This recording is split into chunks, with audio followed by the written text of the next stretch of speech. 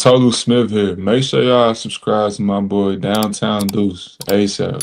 Come on, man. Destination restoration. Destination restoration.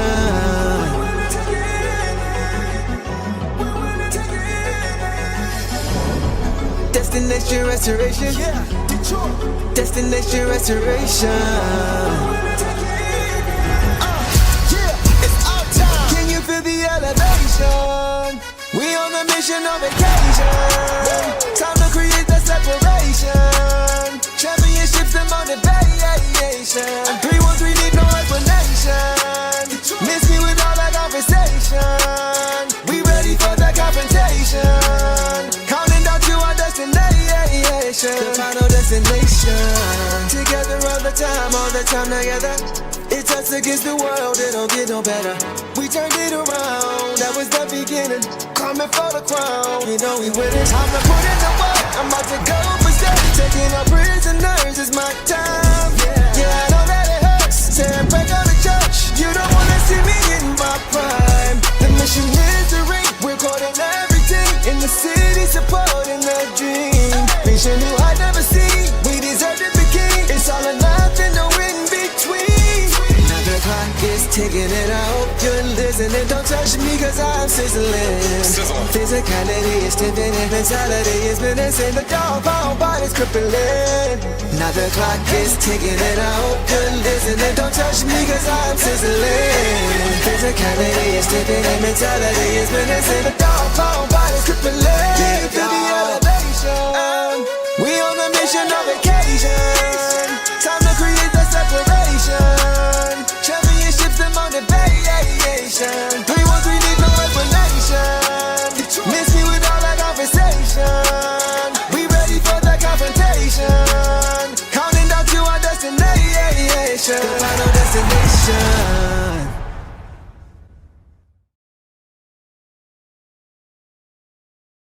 What up, though? Welcome back to another off-season episode of the Deuce and Boss Show. Hope you guys are having a great start to your week on this Monday night. Boss, what's the word? How you feeling? I'm feeling good. I'm happy to be here. Hi, everybody. I'm What up, excited to just talk. This is exciting. Detroit and Philly. That's awesome. Yeah, what games are you guys going to? Chat, let Yeah. us know for sure. Yeah. Because So I'm happy to be here. Happy to be here. How about you? Detroit basketball. That's how I'm feeling. What's up, Craig? Yeah, definitely good to be back, guys. For sure, we have a lot to get to in this episode for sure. Chat, you guys know the drill, man. If we miss you, caps lock, repost, whatever you want to do to get our attention, go ahead and do that, and we will come to you for sure. But we are happy to have everybody here.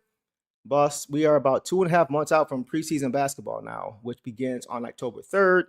And we're about a month away from training camp, which kicks off on September 22nd. So not too much longer of a wait until we get to see these guys back on the court. Yeah, a month and a half away. We're under 2 months till preseason. So Yeah. excited. I'm excited. It's going by slow. No, but you're right. fast. Yeah. You So said what now? It's going by slow but fast, It's like Man, I feel like just with, we had every time after summer league and then you're just like, oh, it's coming soon. And then it's not, it's really not. So Chrissy says she's feeling the hair, by the way. thank you. I appreciate it. Straightened it today. But yeah, I'm so excited. And you guys gotta let me know what games you're going to, because I definitely want to come out, this For season sure. and see some, and I would love to see as many of you guys as possible. So I just Absolutely. overwhelmed with excitement right now. That's kind of how I feel. I'm ready for Patiently waiting, man. But we do know the Pistons have been busy though. We've seen a lot of these guys putting in work in the lab this offseason, which is a great sign. We're gonna get to that a little bit later. But boss, let's just kick it off with some NBA schedules. Let's talk NBA schedules. We got some NBA schedules that dropped last week. Let's start with the NBA Cup schedule. So we'll start with that. Let's just run through it. For anybody who is not familiar with the NBA Cup, this is how it works. Group play games will be played every Friday from October the 30th through November the 27th, with additional cup nights on Tuesday, November 24th, and Wednesday the 25th. Each team plays the 4 teams in its group once, 2 home and 2 away. All cup games will count toward the regular season standings except the championship. And you have the knockout rounds, the quarter and semifinals. And moving on, here is the group that the Pistons are in. They are in East A. And you see the teams that are there with them, the Toronto Raptors, the allegedly new look Toronto Raptors with Kawhi Leonard over there. Possibly, we'll see. Oh, man. The Magic, the Bucks, and the Brooklyn Nets. So, in my opinion, this is a very, very favorable pool. But boss, what are your thoughts on the Pistons' chances and them potentially coming out of the pool? Just the NBA schedule. I think it's favorable as well. We start at what's kind of a weird schedule. We start our first cup game is the 30th of October, and then our next one isn't until the 20th of November. So there is big, a big gap there, and that's all. Then the rest are all in the same week. But we start at the Nets. That should be an easy one, in my opinion. I think they brought in some guys though, like Julius Randle. It'll look different. These teams look different. So it'll be fun. The Raptors are at home, so it'll be good. And they play defensively even without Kawhi. They still have they made it. They did well in the playoffs this year. They almost took the Cavs out in 7. We almost faced them, in the second round instead. So that to me is the hardest matchup. And a lot of people might, casuals might look at it and say it's the Magic because we struggled with them in the first round. But I absolutely do not think the Magic are an issue for us. And the Bucks are easy money. Yeah. It's nice to be able to say that. For a long time, the Bucks were not easy money for our Pistons. So it's nice how things change for sure. But I tend to agree with you for sure. By the way, I saw Funds of Anarchy said, yeah, bro, Pistons 3-1-3 shot. They got all the gear. That's where I got this from for sure. Also, wait, Labor Day is in a couple weeks, so wait for the sale. Facts. Good call. Good call on that one for sure. But yeah, as far as I feel like the Pistons should win the pool. Yeah. They had a shot last year. They were 2-0 last year in their pool. And they lost the last 2 games. Mm-hmm. Yeah, exactly. For 2 seasons in a row, being eliminated from the NBA Cup by losing our final. Yep, exactly, Camille. This year we're playing the final game away, so we just have to make it out of the group. Yeah, I think we can because the toughest team to me, the Raptors potentially, but I think the Magic are still probably the toughest team of the group that we have to face. Yeah, and they haven't really done anything. They haven't added any pieces. They said they were going to kind of go with what they have. So they didn't really upgrade. They weren't one of the teams in the East that you look at and you're like, wow, they made a lot of changes that could impact them. You know what I mean? So I'm not too concerned about them right now. Go ahead. It will depend too. Like obviously if we sweep, we win. Yeah. But if we don't sweep, it depends on how those guys phase up against each other. Facts. So that's why I also think the Raptors would be the toughest because I can see them against those teams. So if we want to beat the Raptors, we want to beat them well. Handily because points do matter. Exactly. Yes. 100%. So we'll see. Any more comments? Oh yeah, but we're gonna get to Isaiah Joe for sure, Josh Prince, for sure. Derek, come on out, man, for sure. Looking forward to seeing you guys and linking up with y'all the games next year.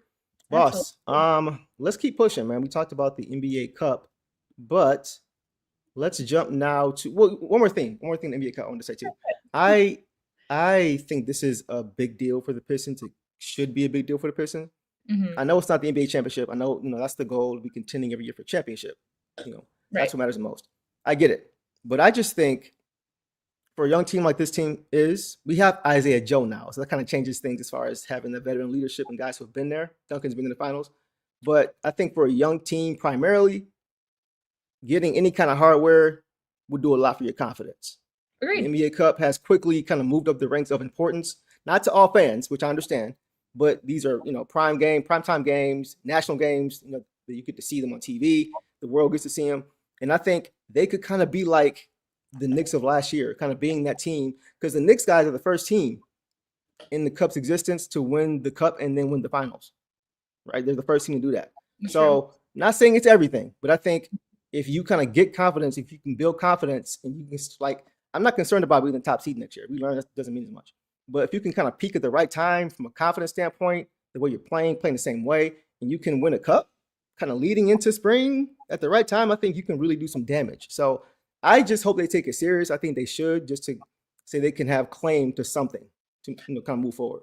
Yeah, I completely agree. And I do think that they will, because I think doing so well in the NBA Cup 2 years ago when we were changing our coming out of a 14-win season, you saw what it did for these guys. I mean, Malik, Cade, these guys were excited. They were on the cameras excited. So I think that they understand, it is important early in the season to just keep them motivated, and Yep. yeah, like you said, just feeling good, because I do think it played a big part in mindset for that 45 or 44 win season that we had, and yeah, so I completely agree, and the one, it is like Thanksgiving week too, lots of travel, fam time. They don't Thanksgiving, but again, it's a little weird, the schedule. Why is there weeks apart from it? But if we can get that Nets win early, which will come just, I think, game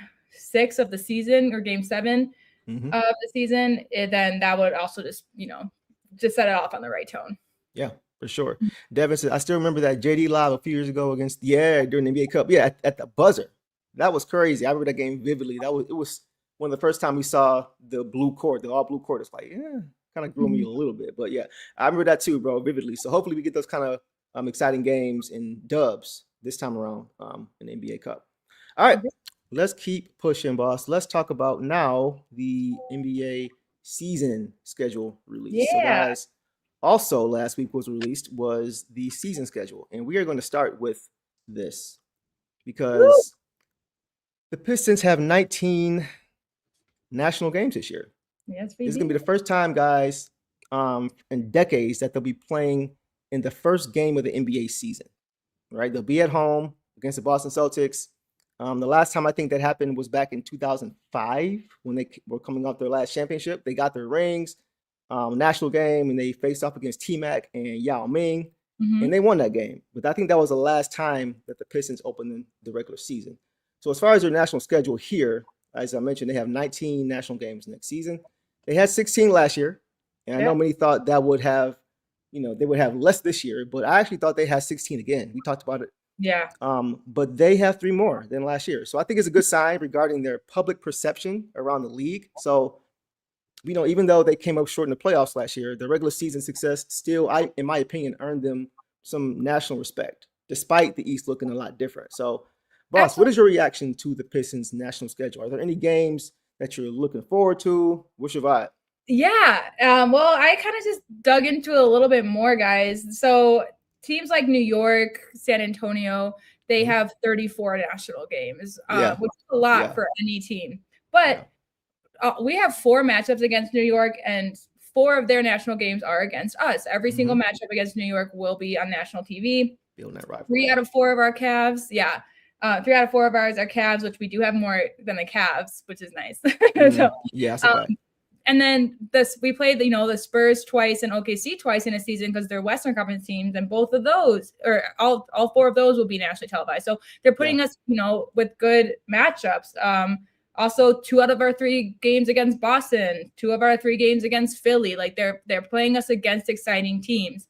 And while 19-34 is a big difference, you got to remember that I'm so grateful for it, because just a few years ago, our 1 national game a year would get canceled. Like that's how, so this is just a blessing. And then, so those are the big ones. And then we also have 1 each against Washington. I don't know why they like to put us on national TV against Washington.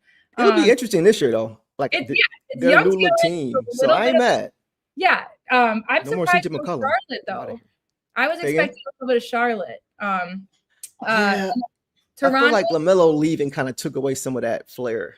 A little bit, but we didn't fight with LaMelo. We fought with the tension was with. I guess Bridges is gone too. I guess they got that's fair. They got Nas too though, which I'm still sick about. And we'll get to see. We'll be against Tobias too on the Spurs, and then Joe will be against his old team on national TV. So that'll be pretty fun. And then we also have Toronto. We're one of the 2 national games that Indiana got. They only got 2? They only got 2. Yikes. With Hallie coming back? I'm pretty sure they only got 2. I could be way wrong. No, I'm not doubting you. I'm just surprised. I also could have they would give him more. Asked me that. I'm not sure. Okay. Because I do know that the controversy was that Indiana, Tyrese's first game back is an away game. So they're like, why would you do that to us?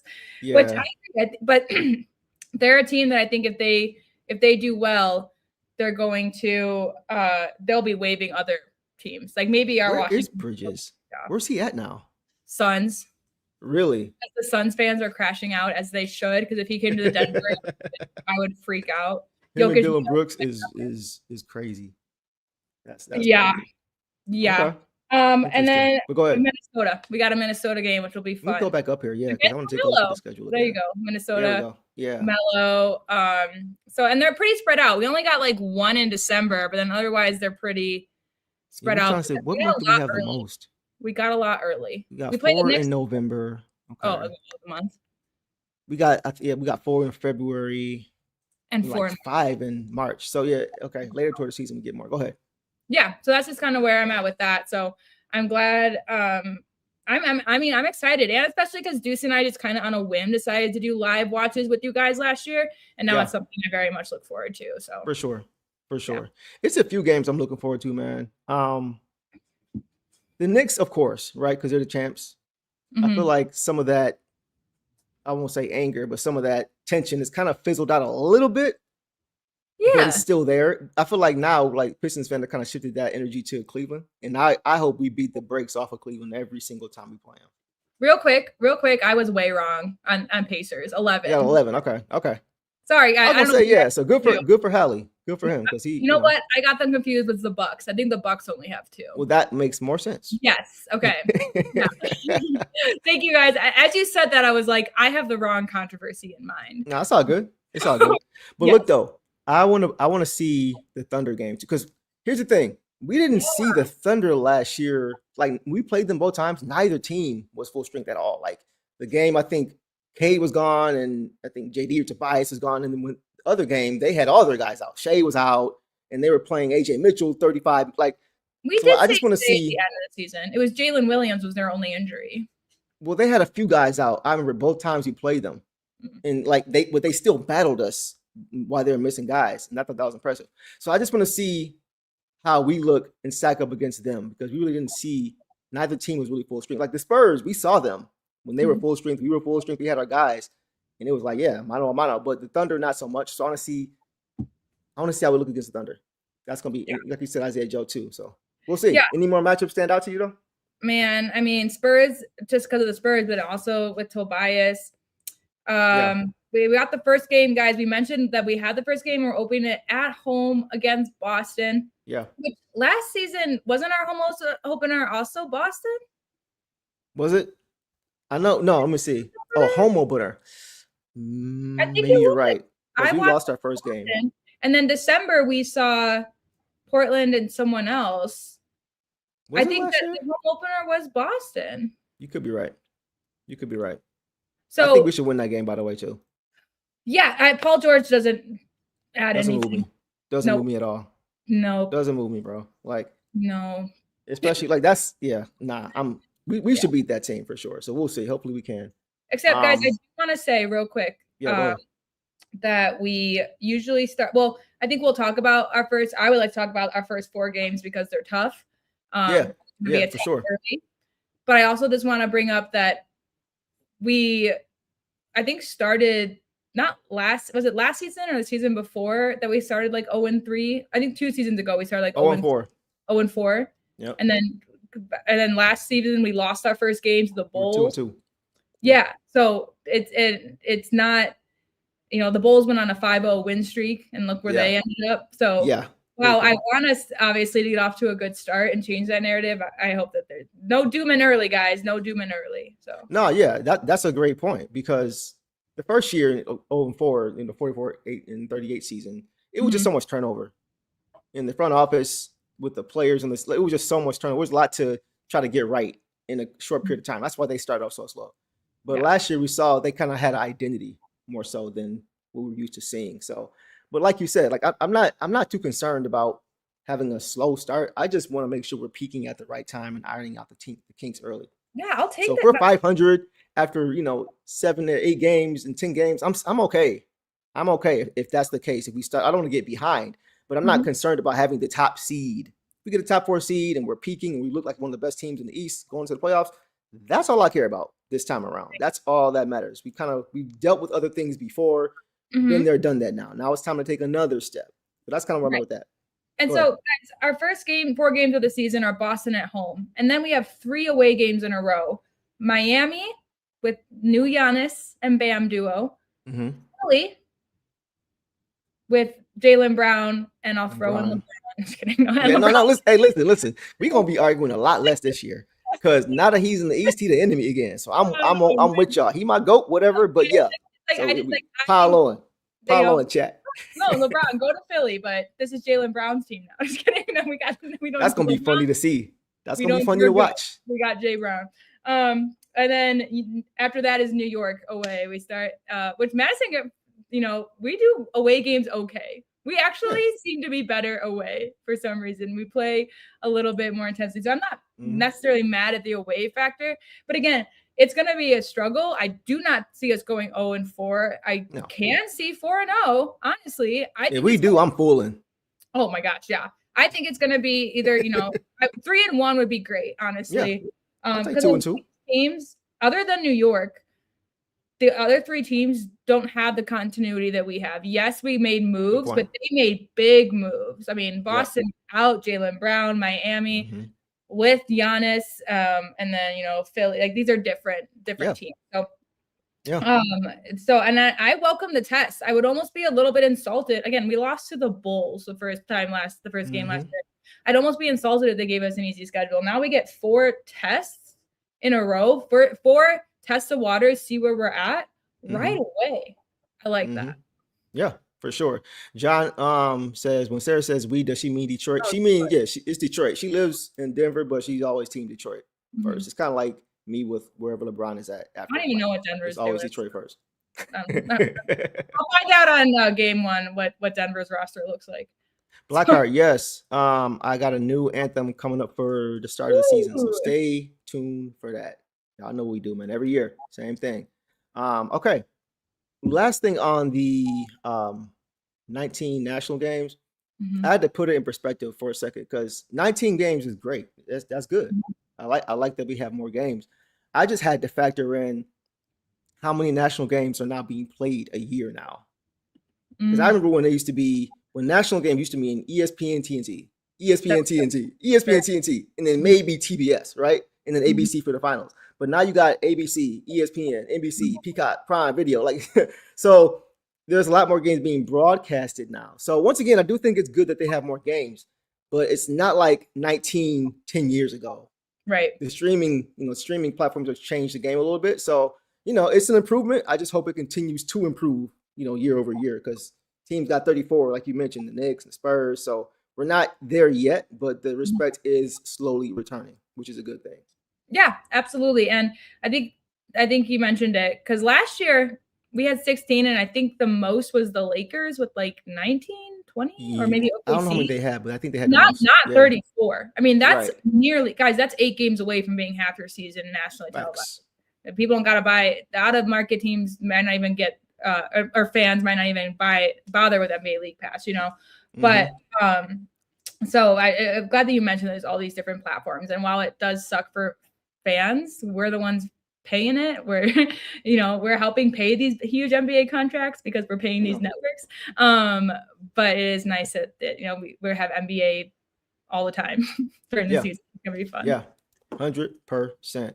Let's get to some quick comments and then we'll keep pushing. Nobody disrespecting the Central because the Pacers go to New Orleans. They sucked and tanked this year. They don't deserve a prime game. Last year they opened against the Thunder and almost won without Hallie. Crazy, man. I thought, I'm just glad that, first of all, Hallie's back healthy again. Because it was some question, like, is he going to be him again? So I know he's a rival, but you always want to see the best players be available and be healthy and all that stuff. So good for him. It's crazy. I know it's the dead of the off season, Kenyatta. You're hilarious. Let's keep pushing, boss. Let's go to now. Anything else? I feel like I'm missing something. Okay, we'll come back. No, I think we're good with in terms of the schedule. I think. All right, cool.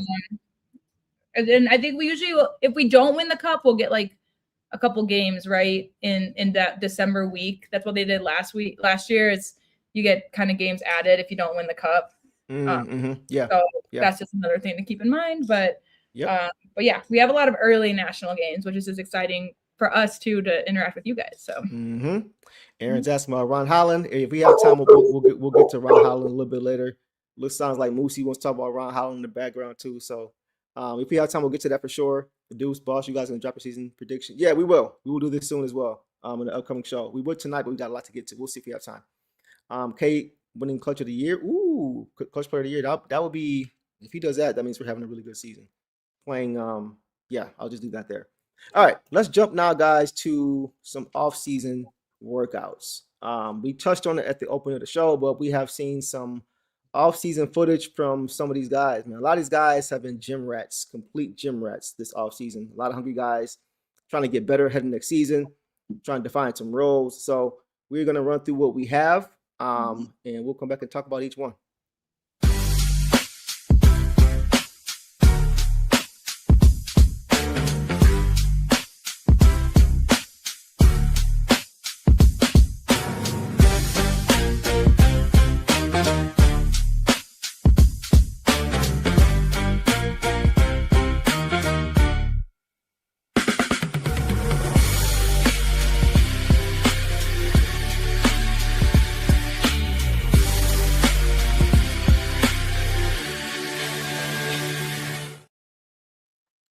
Yeah, man, it's always good to see them guys on the court. What stood out to you? Anything stand out to you in that video?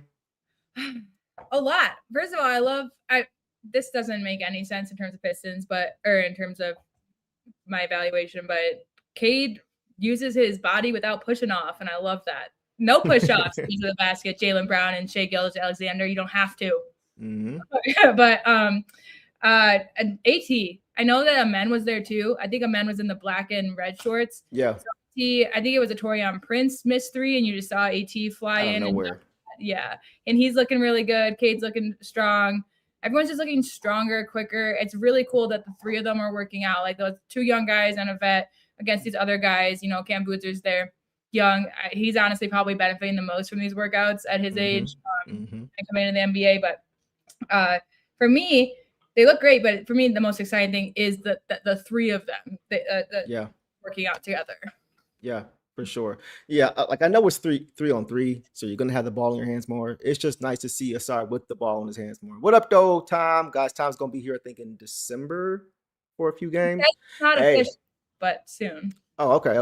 Unofficially, allegedly. Yeah, allegedly. But whenever you do come, Doomsday, bro. We talked about it already.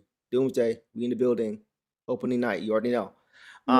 Anyway, let me see. Anything else? Okay. Yeah. But yeah, that's kind of where I'm at, man. I want to see Asar with the ball in his hands more this upcoming season. You know, maybe not the secondary ball handler, maybe so. I think a lot's going to hinge on what the Pistons decide to do potentially at the deadline, depending on how he looks with the ball in his hands consistently. I think that's going to be a very key point. If he's able to have more responsibility, maybe they feel they don't need it. Maybe if he can't, then maybe they look to get more of it. So we'll see. But it's just good to see him with the ball in his hands looking more comfortable. That's very important, I think, for this team, just to take more pressure off of Cade. Yeah. Totally agree. Anything else on that one? All right. No. We can keep pushing. Let's hit the next one, y'all. Let's go to a little bit. We got a lot of Dennis Jenkins footage. He's been in the gym like every day.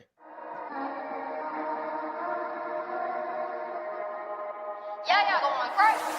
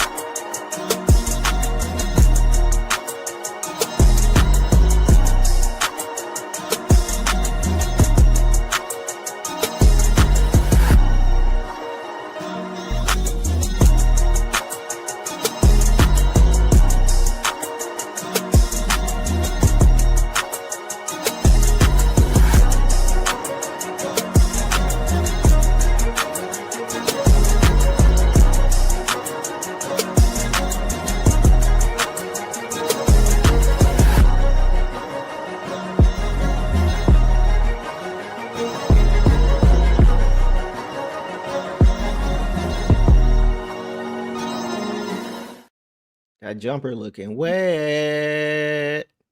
Yes. That's all I'll say about that. Boss, thoughts? No, just looks good. He's, practicing for his buzzer beaters, when he gets to Yeah. He is someone that people know a little bit more in this league now. By the end of the season last year in the nationally televised games, they talked about how no one really knew who he was early on.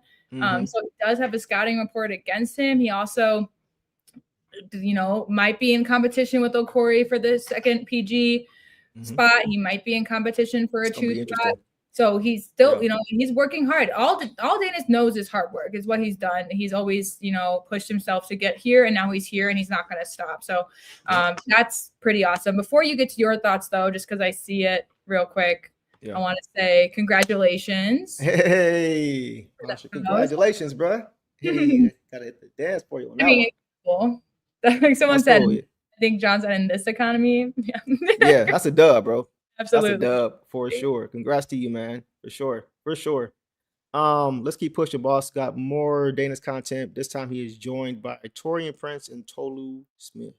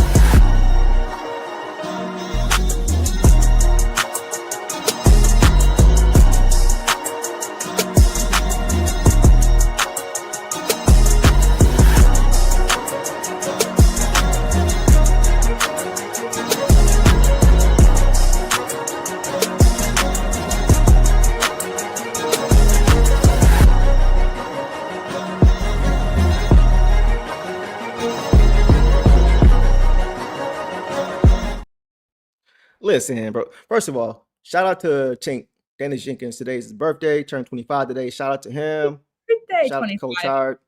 For sure. Y'all see Coach Hart in the video moving them puppies. But shout out to him. Listen, bro.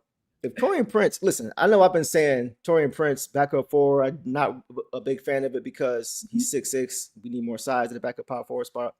If he's shooting the ball like that, bro, I know these are just drills, but if he can bring, and he shot well the last couple of years, if he can shoot that thing like that, bro, and just be good enough defensively, all right, I can roll. Right. But I've forgotten how well he can shoot the basketball. Go ahead. Yeah, he's one of the best in the league, guys. Again, we're the only team in the league with 4 guys that shoot above 40% from 3. That's crazy. And he's one of them. And I agree with you. I think the issue is that we kind of need more power forwards in general in this league. The pickings are slim. So if he's our backup, it'd be more concerning, I think, if he was our starting 4. So as he's our backup 4, and that's we can come in and do that for us. That's absolutely good. And defense for us, and who knows what kind of things he's working on with coach this offseason, because coach emphasized defense early with all his players, including Cade. Wasn't afraid to tell our all-star that he needs to pick it up on defense, that he can. And we saw Duncan's progression. If Torian, I think Torian does a decent job of staying in front of his guy already. And add anything more to that, just based off of what Coach Bickerstaff works on him with, and that's good. So I totally agree. It's true. Yeah. Because a lot of these guys you've seen, like you mentioned, take defensive jumps across the board. Like you mentioned, even dunk. After the first 2 weeks of the season, I'm like, okay, there's something there. Right? So you got a guy like Torian, who's more capable, right? Just the effort. So if he's able to adapt the effort, which he plays with effort, but just schematically, he's understanding what we're doing.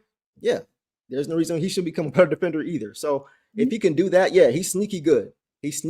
So if he can provide that for us, I won't be mad. And of course, our dog Tolu. It's good to see him out there with those guys too. Got his, his first guaranteed contract now, so he can kind of settle in and take a deep breath for a second and exhale, and then get right back to it. So it's good to see him out there as well. Yeah. Go ahead. Tolu a little bit. We didn't get to see Tolu a lot last year because he was our 4th big, and now he's moved into our 3rd big, which we did see B-Ball Paul more in some situations. So I do anticipate more Tolu minutes. And I think someone in our chat today in our Instagram chat, which guys will share the link because we'd love for you guys to join in, especially as season comes. Yeah. They said that they just don't think Tolu is mean enough. And I get that because we don't get to see him a lot, but he can definitely be mean and be aggressive. I mean, I think he has aggressiveness and he can definitely fit that. We just see him in very, very limited moments and opportunities. And usually in those moments, he's in for foul trouble. So he's trying not to put the team in worse positions by getting into foul trouble himself. So I do think that he will be aggressive. And real quick, I want to address this too, because I've opened the X app once a day at least, guys. It's crazy. You don't have to weigh in on this because you might not see it. My Twitter feed has all these negative data sufficiency stats. Safe to say it's fans being overly negative. I've seen that too, and I've seen like a lot of people comment on it, and it's kind of like, why is this making rounds? And it feels like there's an intention behind it because I'm looking at some of the numbers. I'm like, how did you even get this? Right, How did you even find this stat? You can play confirmation bias with anything and just find something that makes sense for you and then apply it. Like, I don't trip too much. They're important, the numbers are, but to an extent for me. At some point, you can probably find some things where he's best at the top of the list of. So it's like, nah, bro. Yes, they have. And like, so yeah, what's the nuance behind it? Because it's also like, out of 10 minutes, out of players in the league for a year, like it's always something to make it fit. And so I think it's fine to share stuff, but they say the Cavs think that they're analytically the best team in the league, even though they had seven whatever that means. And so stats, you guys know I love stats, but you have to I'm never gonna stat is not fact. It's all nuance. So it's funny though when if people, and I know it's mostly in the Detroit realm, but to come for a guy who's just breaking out and a lot of teams see as a role player, it's like I think a lot of people just don't want to be wrong. To be honest, I feel like there are people who are preying on his downfall because they initially wrote him off and they don't want to be wrong. I know that's what it is for a lot of people. And we said it before, boss. I feel like if he was drafted, like if he was a first round draft pick, the way you say Ibaka was this year, right, and he came out and had the year he had, I think it will be accepted with a lot more validity and a lot less question marks or stars by it, because it's like, I just think some people can't get past the label of him being undrafted and being overlooked. Yeah. That he really is as good of a player. So yeah, I'm an eye test guy too. Yep. Me as well. And I think that's, and again, I like stats that back it up, or sometimes stats don't match the eye test. Just like, guys, you have to watch. Like that's when you get all these crazy opinions, and it's just people being like scrolling through betters being like, I can't believe he only got 3 rebounds tonight. It's like, but did you see what else he did? Like it's all very, very nuanced. And I agree with you there, because I do think in my very limited time that I will spend on Twitter that there are people who formed an opinion and won't admit that they were wrong and try to all the time justify that opinion. I admitted I've already been wrong today. And I told you guys I was wrong with the Pacers, with other things. So I think that there is some people that, like you said, pride and ego there. That's all. Like you said, they want to be right. And there's some people that don't think that anyone in the G League, I don't know, there's the G League bias, basically. It's the label. It's silly. Alex Caruso was in the G League. Some people, as you tell people this, they're like, no way. Yeah. Because they can't believe that somebody could just work their way up through a different path than the NBA draft. Wasn't Austin Reeves undrafted? Yeah, because he didn't want to come here. And then people were begging us to sign him. It's like, if you guys, Detroit is one of the proudest cities I know. Don't be begging for someone who doesn't want you. Oh, that's the majority of fans, I don't think were, once he said that, it was like, all right, peace, deuces. Anyway, let's keep pushing, boss. Let's go to this next clip.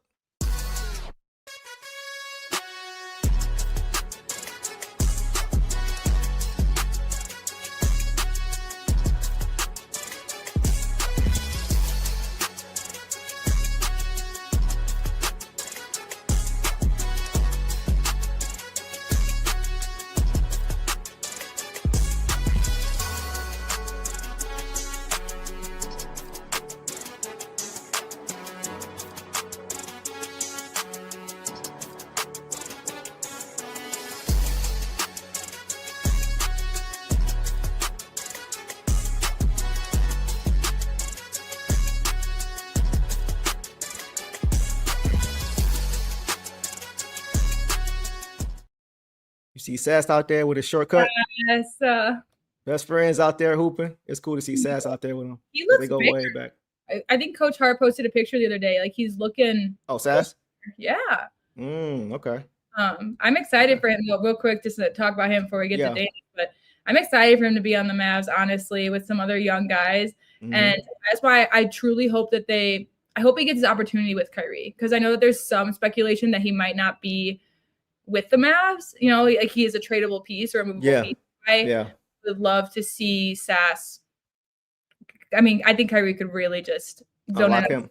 Yeah, and he can get his opportunity a little bit more. I That's think a great point. it's him and Nemhard. Nemhard, yeah. Did he get Ryan's traded? over there, right? No, he went over to Atlanta now, right? Oh, he moved? He's not there anymore? I didn't know that. I think he did. Okay. I'm not 100% sure, but I'm pretty sure he got traded. I'm pretty sure it's Atlanta.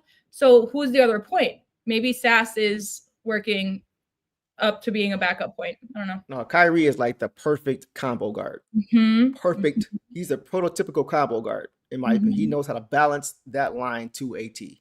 And I think that's exactly what Sass at times was having trouble with, was just understanding how to be that floor general who can just go get a bucket whenever I need you to go get it, right? And I think Kyrie could be a perfect guy Kyrie's not a tall point guard.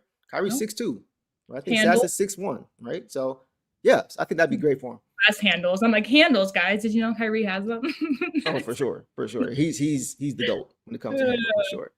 Yeah. But yeah, it's good to see him get the opportunity. Boss, let's move on to this next clip. This here we have Danis and Ron.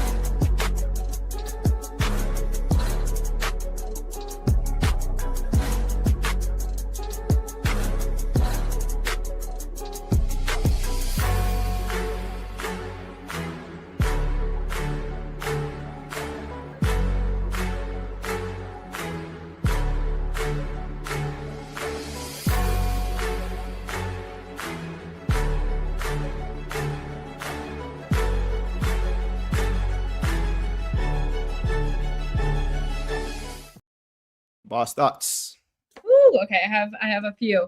Yes, sir. First of all, love it that we're seeing Ron just him also be able to have the ball more. I think Trajan said it in a press conference after the season last year of that he wants people that can help just with ball handling, just ball control out there as well. So that would just be huge to have him. He doesn't have to be perfect, but just reliable. These are also two guys that I think are very important to our transition game. So if they can get the ball up the court cleanly and get to the rim and finish at the rim, which we saw them practicing that too, getting around defenders, not necessarily full sprint, but that was more Danis's problem. I mean, Ron had it too, but Ron is one of those guys, again, we always hold our breath because he never looks clean when he's running towards it. No. That's right. So he's actually better, at finishing the ones that were just like, whoa. And of course, to see him hitting threes as well. They both have things that they can learn from each other, honestly. Yep. So it's really cool to see them working out, and I'm loving Ron's confidence and everything. If they could find ways to create their own shots too, it just takes so much pressure off of the game. Or if Ron's out there with Danis, that's probably a big second unit pairing that's going to be on the court. Yep. So I love it. But again, I think the most important thing for them is just their confidence and obviously Ron's threes is exciting because he was upticking towards the end of the season, but the transition emphasis, because both these guys are handsy, they can steal. So and if they can get up the court even together when they're out there and finish at the rim or find the right pass or get past the defender running back, it's gonna be big. Yeah, man. I think we know Ron is best in transition. Yep. You know you can't always get there. And there were times last year when the Pistons couldn't get stops, so therefore they're playing the half court, and Ron wasn't as effective, right? We saw him, moving off ball more toward the end of the season, but early on in the half court sets when he was out there, when they couldn't get those stops and those transition opportunities, he wasn't as effective. So I like that they're looking to kind of have like a simple move or two in the half court that he can just go to. Like when I see Ron, I see Jaden McDaniels light.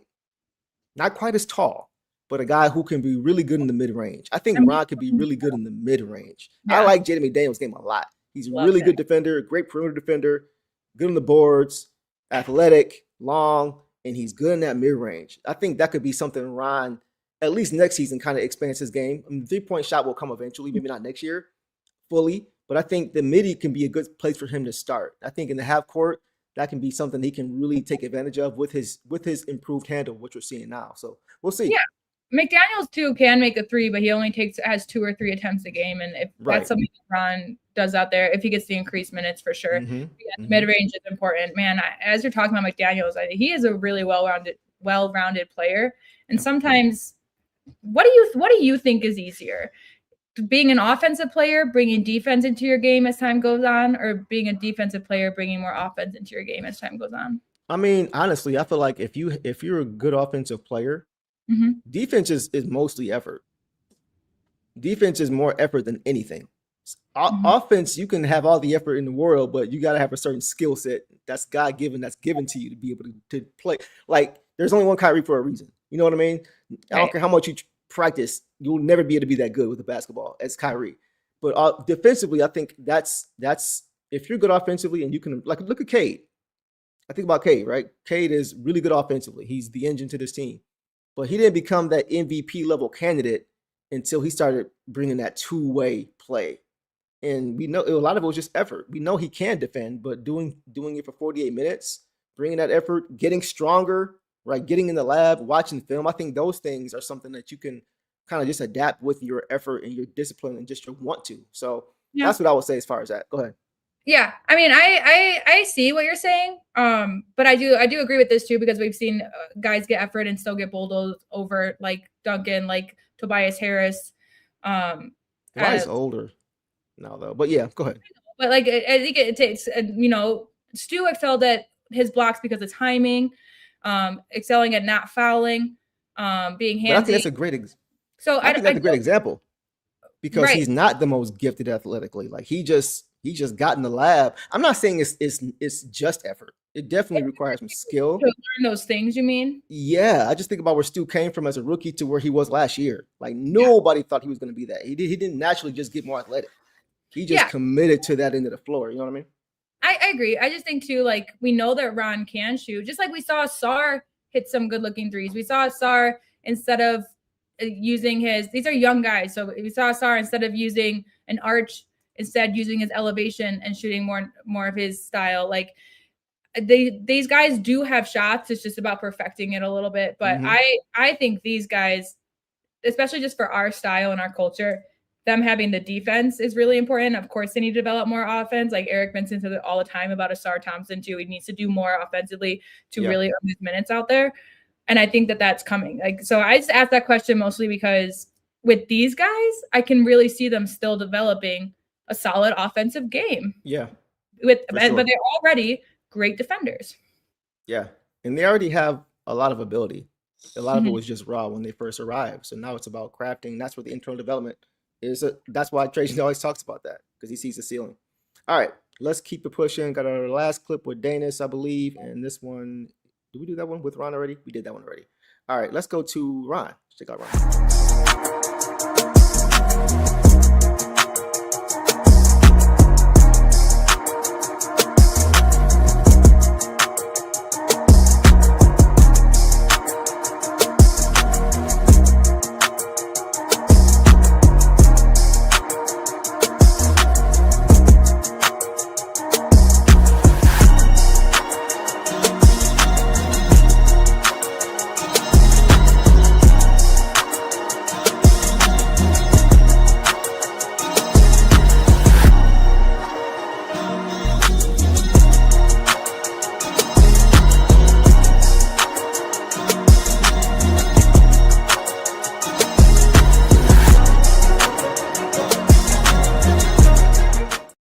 That right there is why I'll say what I say about Ron in this mid range. I think he can live there if he wants to. Shout out to Charles Hill too, his development coach who's been in the show, friend of the show, had Ron on with us last year. Shout out to him. But yeah, I think he can live in that area, boss. I really do. Go ahead.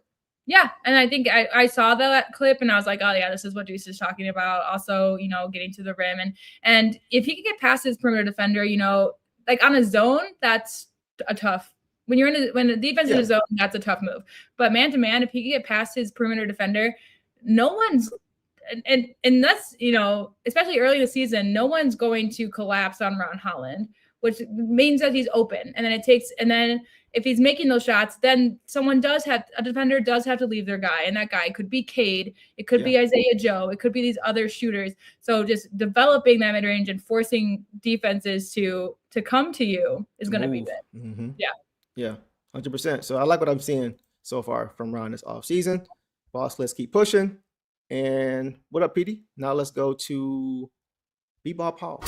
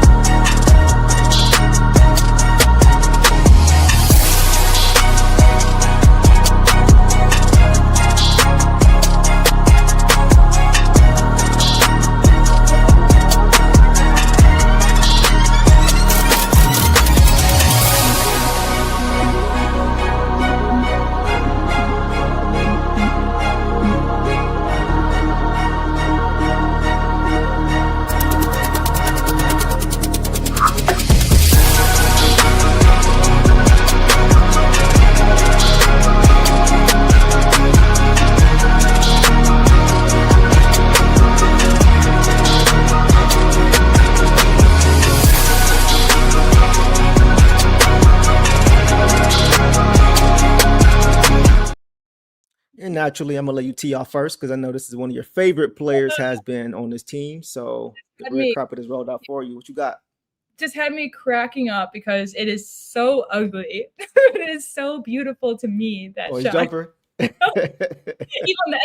just think of Chaz who can catch it up here and go and B-Ball Paul. If he can catch it up here, he's got to go low with it. Yeah. So funny. But what's funny real quick? Yeah, he has the shot that doesn't look like, of all the people that I've seen, that doesn't have a nice looking shot.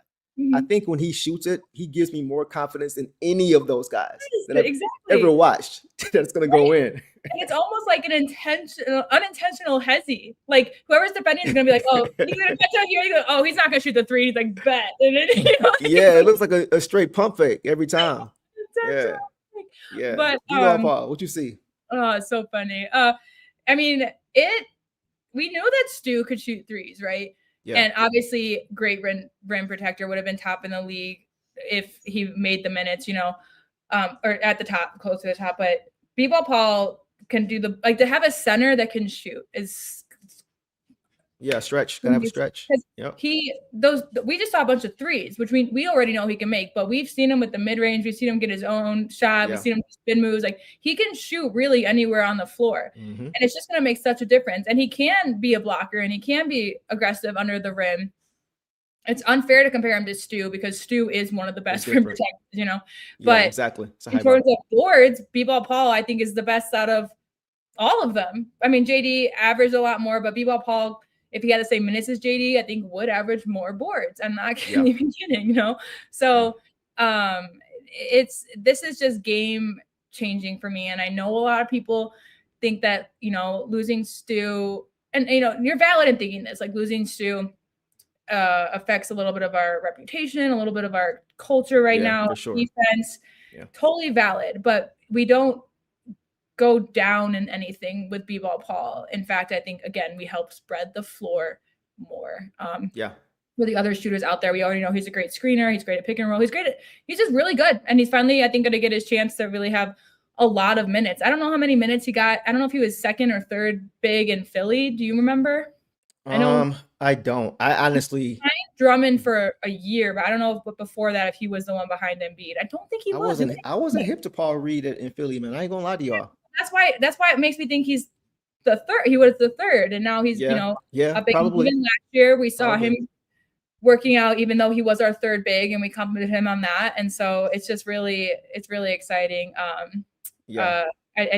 think we've talked about it, and Devin mentioned it earlier too. Chat, you guys talked about it, about how you guys think that Paul Reed will have a breakout season. And I think just if he does what he did last year for us throughout all of his minutes, that's already. He should be getting at least 20 minutes a night. Yeah, agreed. At least. Mm-hmm. At least. Mm-hmm. This generation, Shawn Marion, as far as what came here, Shawn Marion had his hands. He was like a modern day Reggie Miller, just quicker. And Paul Reed almost like twists his arm. Paul Reed, he take his time. Somebody said, "Who is this ugly Tyrese Halliburton to Paul Reed?" Hallie, man, his looks weird, but it goes in too, man. Yeah. Especially late in games. Hallie looks like another guy to push the ball up. That's how his shot makes me. Like he has to use all of his force to get it up. Yeah. He looked like he needed to get in the gym. Yeah, exactly. We're gonna get a chance to see 4 games of Reed versus Reed this year, boss. Naz Reed versus Paul Reed. That should be interesting. Because where's Naz now? Charlotte. So they got, I guess Miller's will be their power. Okay. They got Diabate. Diabate will be their starting then? He did this year. Yeah.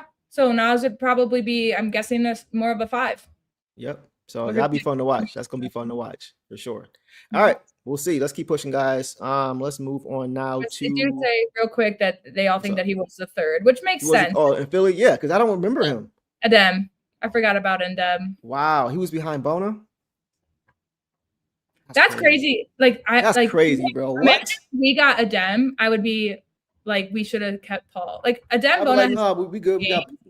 But he's inefficient. He gets into foul trouble every game. Give me Tolu over Adem Bona, bro. I'm sorry.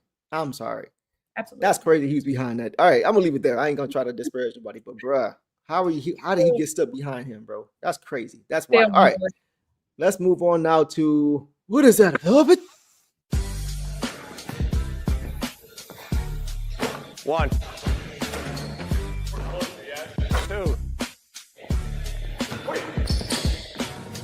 3, 4. Now we're talking. Come on. G, 1 stop. No shutout.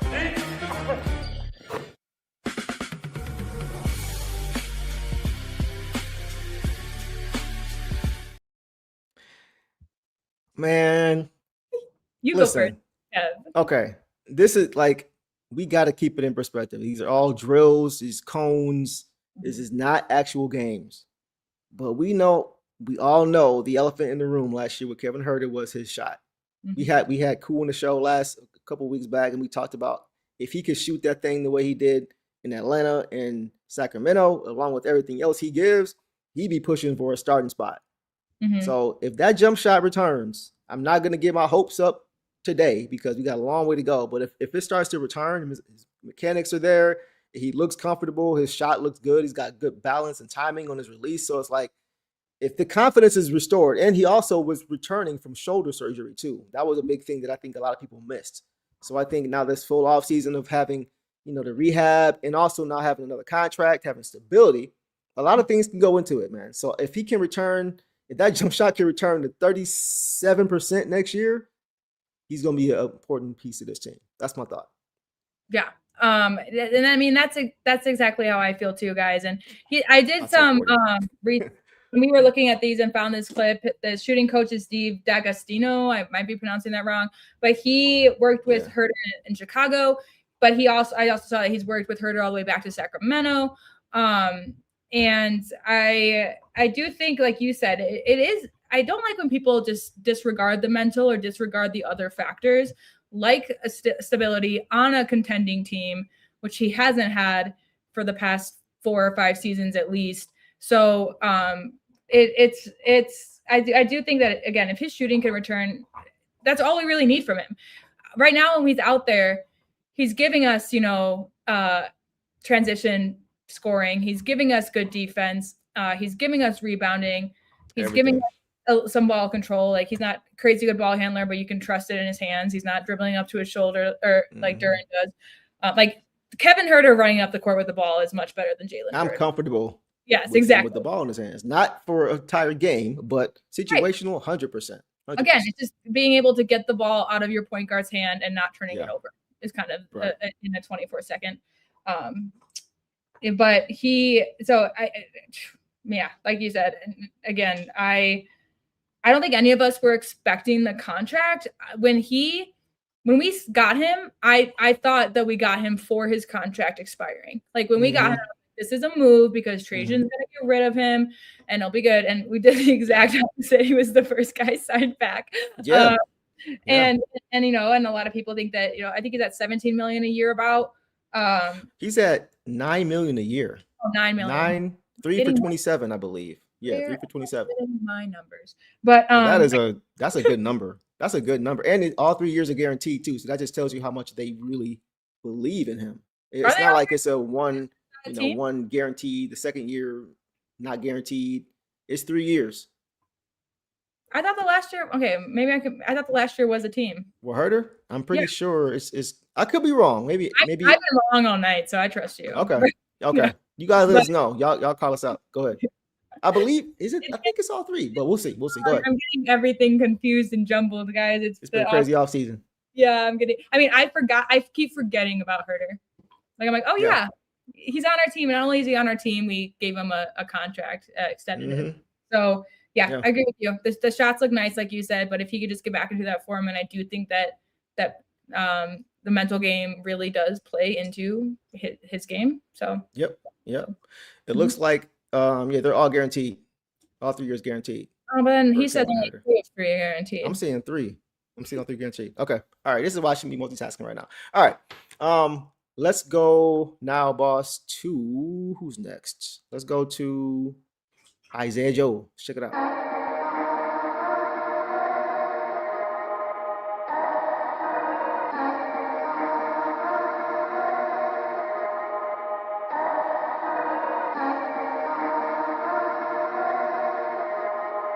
Yeah, going crazy.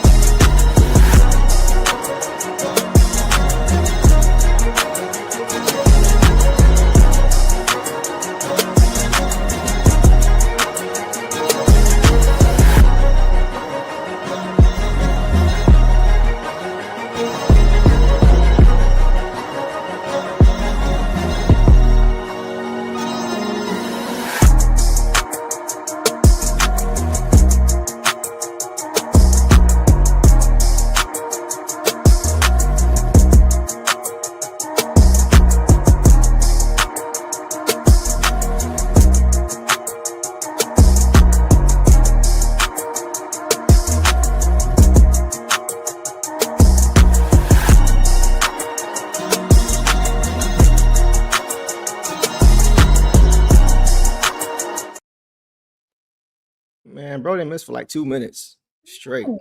Certified sniper. Yeah, Isaiah Thomas Joe Dumars on this team. What are your thoughts on that clip? I mean, it's Isaiah Joe. This is who I know who he is. And I'm just so excited. I'm so excited that he's here. Again, we brought in a shooter, which is exactly what we wanted to do. Was he a splashy name? No. But you know who he is, and to know who he is on a team that has immense talent like Oklahoma City Thunder is huge. I think he's going to get more consistent minutes with us than he did with them, honestly, because, I mean, he fell out of rotations based on the talent that they have over there. And I think he's going to be a pretty constant. I mean, I know he's going to be constant in ours, truly. I'm excited to see. I mean, that was mostly his shooting for me. I want to see more of his defense, other things he can do. I mean, that was all just, pure shooting, which is what we want. But I'm just excited for Joe in our dynamic, in our culture, how Bickerstaff wants the team run. I'm really excited for that. So yeah, that's just kind of where I'm at with him.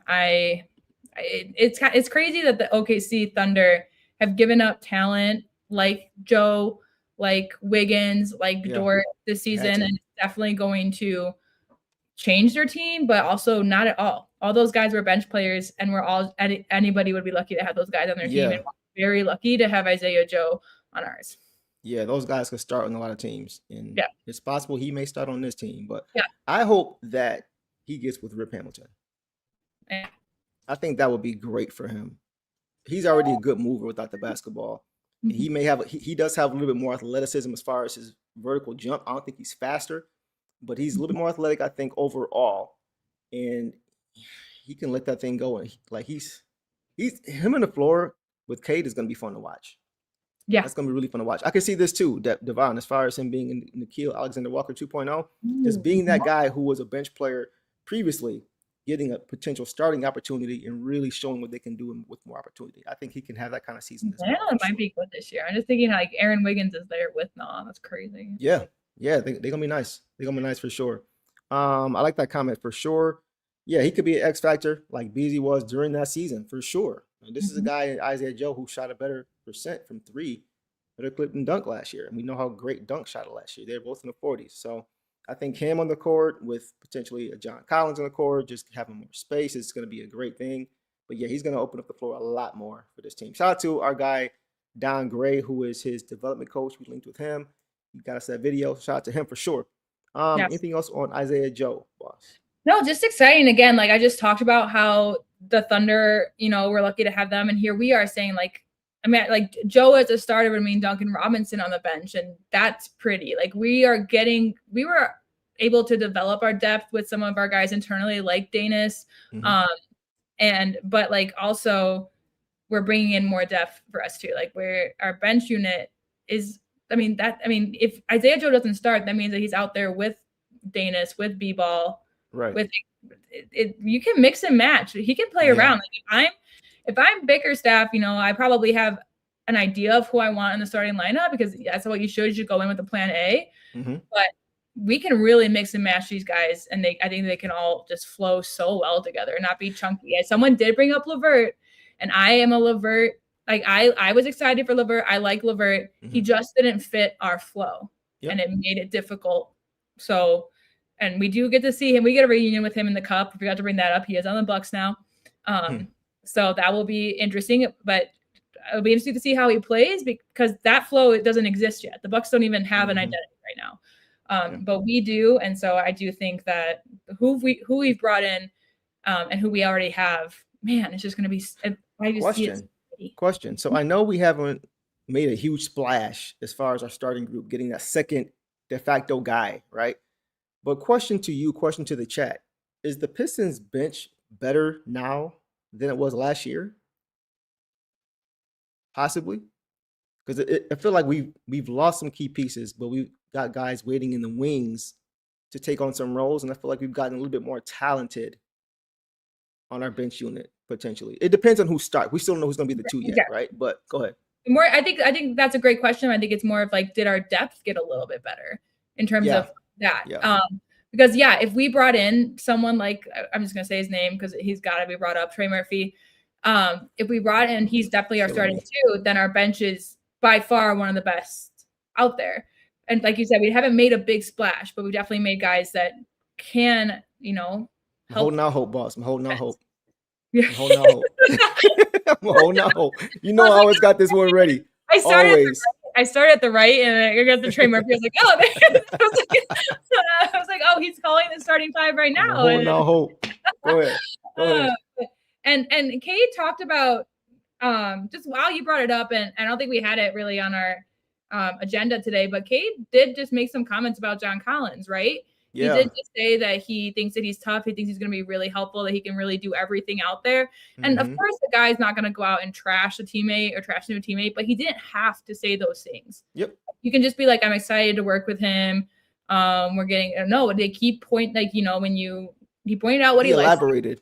Likes. Right, exactly. Elaborate is a perfect word for that. So, again, there's just some people I just forget about. I think it's just yeah, it's gonna be fun. And he also says that John Collins moves very fluid. So Yeah. like a lot of these guys. Yep. And he's a little bit bigger at the 4 spot to help JD on the boards as well. So he's good on the board. He's a good finisher. We'll get to John Collins later too. But Talk Unlimited, appreciate you, my dog. Trophy Cake for the jewels. Appreciate you, man. My God, if you have another comment, let us know. We'll get you in here, man. But yeah, I'm looking forward to Isaiah Joe, boss. I really think he's going to be big for this team for sure. Just the opportunity, getting them the opportunity, the minutes to really show what he can do. I think he's going to show more than just being a shooter. Absolutely. I think everybody's saying that the bench, bench is worse. The Stewards was such an amazing. That's a fair point, bro. Like, I'm not mad at that. Right. It was just so many times last year. I was like, man, where's Paul Reed? Why is he only getting 10 minutes? So it's like, I can't have my cake and eat it too and be like, yeah, Stu was, that's a big loss. But then be like, at the same time, Paul Reed needs minutes. Like, everybody can't play. So it's just like, it's tough. Go ahead. Like I said earlier, he's a better rim protector, but Reed is the better rebounder, creating offensive rebounder too, creating second chance opportunities for his team. And he's better at moving the floor, and he can space out better and shooting. So we love Stu. Y'all know how I feel about Stu. This ain't even about that. This is love Stu. Yeah. But you can't compare them. Like, they're two different styles, but no style is necessarily better than the other right now. But yeah, I definitely think everybody's saying that. But yeah, shout out to Tracy Langdon, man, for recognizing that we needed to clear some of that backcourt, off our bench. We just had too many guys there. Can't have guys this year consistently playing 4 guards playing 10 minutes. We can't have so just addition by subtraction, I feel like, is what he felt he needed to do, and he did it. The thing with Stu was, I was in the last comment. The thing with Stu is he wasn't great, like you said, boss, wasn't a great rebounder, so that should at least give us more possession since Reed is better at that, right? And then you can play different. John Collins, small ball 5 times 2. Yeah, so I think that you said they're more versatile and they can do more things, and they could do a lot of things last year. But I think at the end of their lineup, they got better for sure. So all right, let's go to down to our last 2 clips. So let's check this next one out. This is JD. It's a little bit older. I think you guys have seen it, but let's check it out anyway.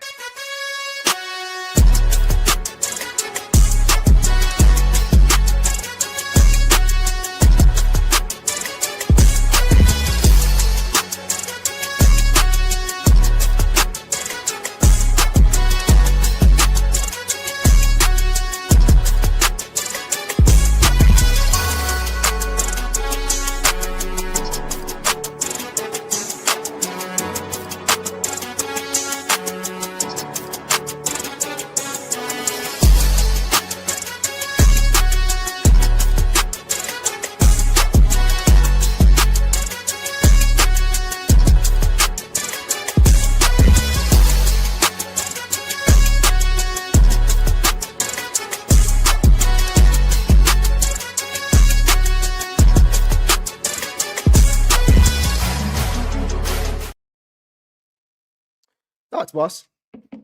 Man, well, I don't want to get too excited about the threes. Here I was, if you put those, if anybody didn't know who Jalen Duren was and they saw that clip, they'd be like, oh my, what a great 3-point shooter. Yeah, if you just saw the hologram like they always show. Yeah. So, but it's just nice to see him working on his shot. That's exactly what people want to see him working on. We did see him, I mean, I would prefer that he works on, we only saw clips, guys. I'm sure he's working on this, but the midi, the turnarounds, fadeaways, things like that. If he can't get all the way to the rim, can't get back up, like a cat kind of shot, an Isaiah Hartenstein kind of shot, something other than a layup or a dunk. To go to, exactly. Which, I mean, Caden Duren led the league in alley-oop connections last year. They were second the year before to Jokic and Brown, but so the dunk game, like, that's done. So like, that's solid. We're good with that. So the mid-range is what I want him to focus on more, but if he does get stuck in the corner, I want him to feel confident enough to take it and stuff. So and it's just nice to see him. It's nice to see you, JD. I can't wait to see, I am still in the camp. I believe what we're being told, that there is no sign and trade. They're not interested. Right. And it's the exact opposite of what's coming out with Peyton Watson, who's in a similar situation. So it just told me that they're serious, or else there wouldn't be there'd be more talk about it, more speculation. And I do think that they will come to an agreement. But both camps get more desperate as time goes on and closer to the season, but the Pistons hold all the chips right now. So so that's a positive. But it's just nice to see him out there, and it's nice to see him working on his offense. Of course, you can practice defense, but it's nice to see the shot. I would love to see the next clip I see of him. I would just love to see some middies. And that's so the thing is, I know some of you guys were upset by watching this because they're not showing us everything that they're doing. It's just they're just showing us stuff. Yeah. Like the shooting, you can see, okay, that's the shot look. He looks comfortable, but they're not going to show you everything. I'm willing to bet that JD's not going to go through the offseason without working on his post game or working on his midi. I'm sure that's what he's been doing every day that's not filmed. He's just not going to give an entire blueprint to the rest of the league. Yeah. Right. So we can be confident, guys, that he is working on those things for sure. That's a definite. I do want to see it. We may not see it, but I'm with you. I want to see him. I'm hoping he's working on is just the short roll midi. Yep. The short roll midi, because the pick and roll is still going to be a staple of this offense, right? Yep. Especially now with more shooting. With John Collins, Isaiah Joe, and the Shingers who we're going to put there. But that's still going to be a staple of the offense, especially in the half court. So just having that midi to go to out of the short roll, and he's a pretty good passer at the free throw line, at the nail. So if they crowd him, if he makes them respect him after coming down a few times and knocking it down, and now they're okay, they get up on him, he's capable to make that pass. He can seize the floor pretty well for a big. So just the midi itself can open up the offense for everybody. But for him too, just having that option to go to right there. Totally. And I can see it now. We've seen it enough because Cade never gets the calls. But if Cade gets if Cade's on the drive off the pick and roll to if Cade's gets past him into the rim, you can see 3 or 4 defenders on him. Right. JD the closest target open, and if Cade can get JD and JD can pull up right there and hit it, like what do the defenses do? It makes what do you do? Pick your poison. 100%. Everyone, it makes this life easier. And again, if Cade has the ball and they don't let JD get it, he's got his perimeter shooters. If they go to Cade and like you said, JD can either be a threat in the mid range and then he can pass it, and he's got his Cade again or perimeter. So. And I think John Collins is going to be really good for JD too. We may see a lot of too big action with those guys because Collins can spread the floor to allow those guys for a start to move to the basket out of the short roll. Or you can have he can spread the floor, but he can also be a guy that if you crowd JD, he's cutting for a lob. He's cutting for a dunk. He's one of the best finishers is John Collins in the paint. So he can hurt you wherever on the court. And that's another positive for JD. I think is just having another big in there. On both ends, of course, but offensively too, just have another guy who's a good scorer around the rim. That's important too. So it's also if he wants the most money he can get, it's something he needs to have. Yeah. So also he should be working on this because if you convince the Pistons to pay over what I'm not saying crazy amount, but pay a few million over what they were originally said was their limit, you better grow your game. Yeah, for sure. So yeah, I'm not gonna get too much into the contract stuff, but it's just good to see him on the court, first of all. And the sooner we can get these guys together again on the court, we hear JD say every summer we heard him saying, me and Kay were 2 weeks in Texas working on our game, spending time. Like I want that to continue with these guys as these guys continue. Now that we know the core three, and some guys outside of there are also part of the core. Let's build the offseason. These are the moments where you really reap the benefits in the playoffs. Just having that camaraderie, having that consistency, so that you're not in the NBA Finals game in the big spot throwing a pass up court off your teammates' back, and now it's that's the difference. Is having these guys together as much as possible, right? You know what I mean? As much as possible, so they can build that consistency. Go ahead. I thought of him having a moment like that in the playoffs with Cade, but I also thought of Wemby and doing that to Castle in a very crucial. Yeah. Like it just regardless of how good you are, you need that experience and that as many reps as possible, man, with your guys. Look at the Knicks. Right. And, yep, exactly. And that's again that also into my point of some of these bigger, like the Sixers, for instance. They have the talent, they have the experience for sure, but now they got to grow the camaraderie. So. That's what it's all about. That's what it's all about, man. So we'll leave it there, guys. One more JD clip, and then we will move on to our next segment.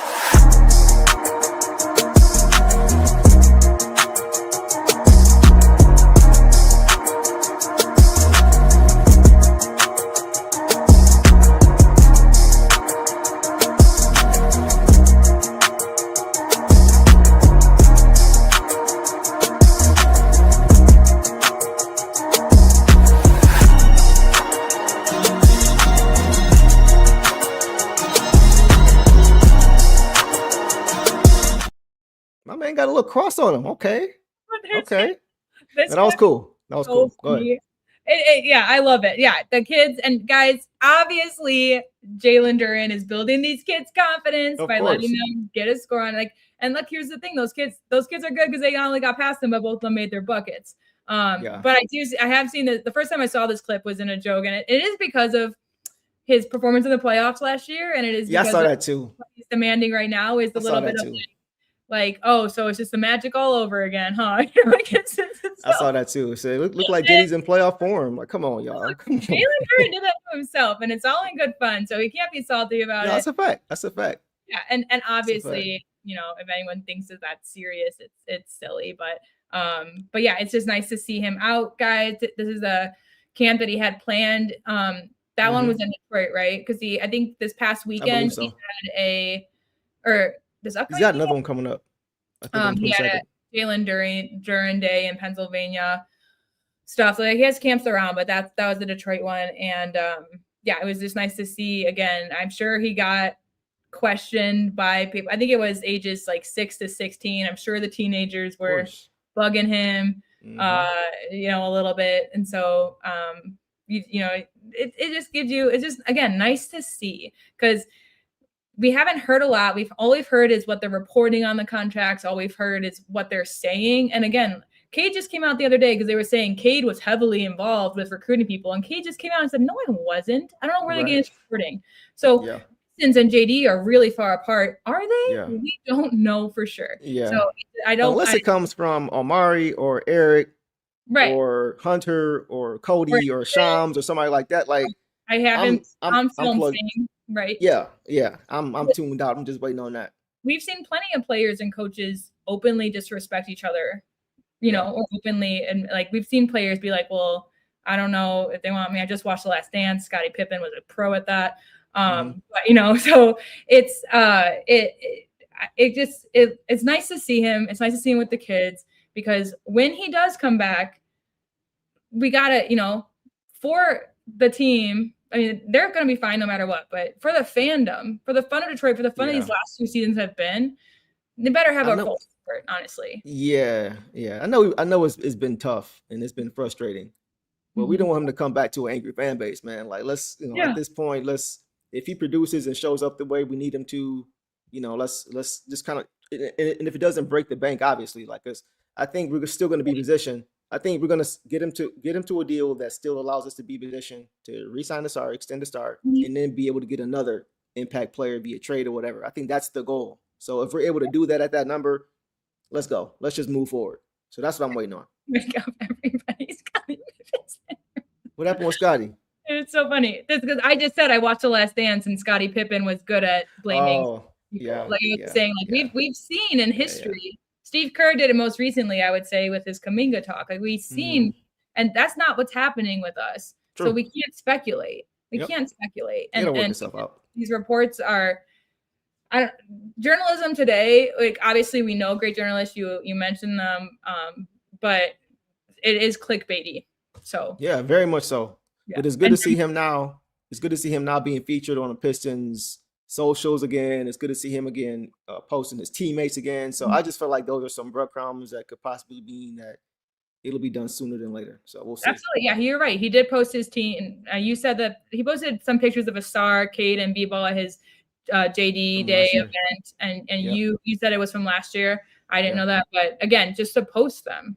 Yeah. 100%. 100%. So that is all the footage we have up to this point, guys.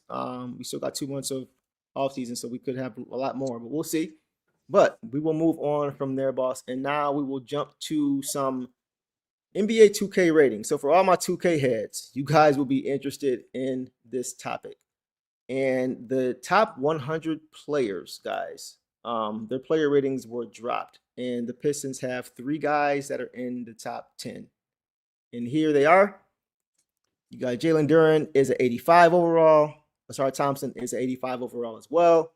And Cade Cunningham is a 94. So we'll stay on that side of the graphic for a minute, boss, because I want to get your reaction in chat. I want to get you guys' reaction to some of these ratings. What is your reaction to Cade's rating? I know you're not a huge 2K fan, but you understand how it basically works. It's just basically pound for pound comparing these guys to others These based ratings, on who's at the top, all that stuff. Go ahead.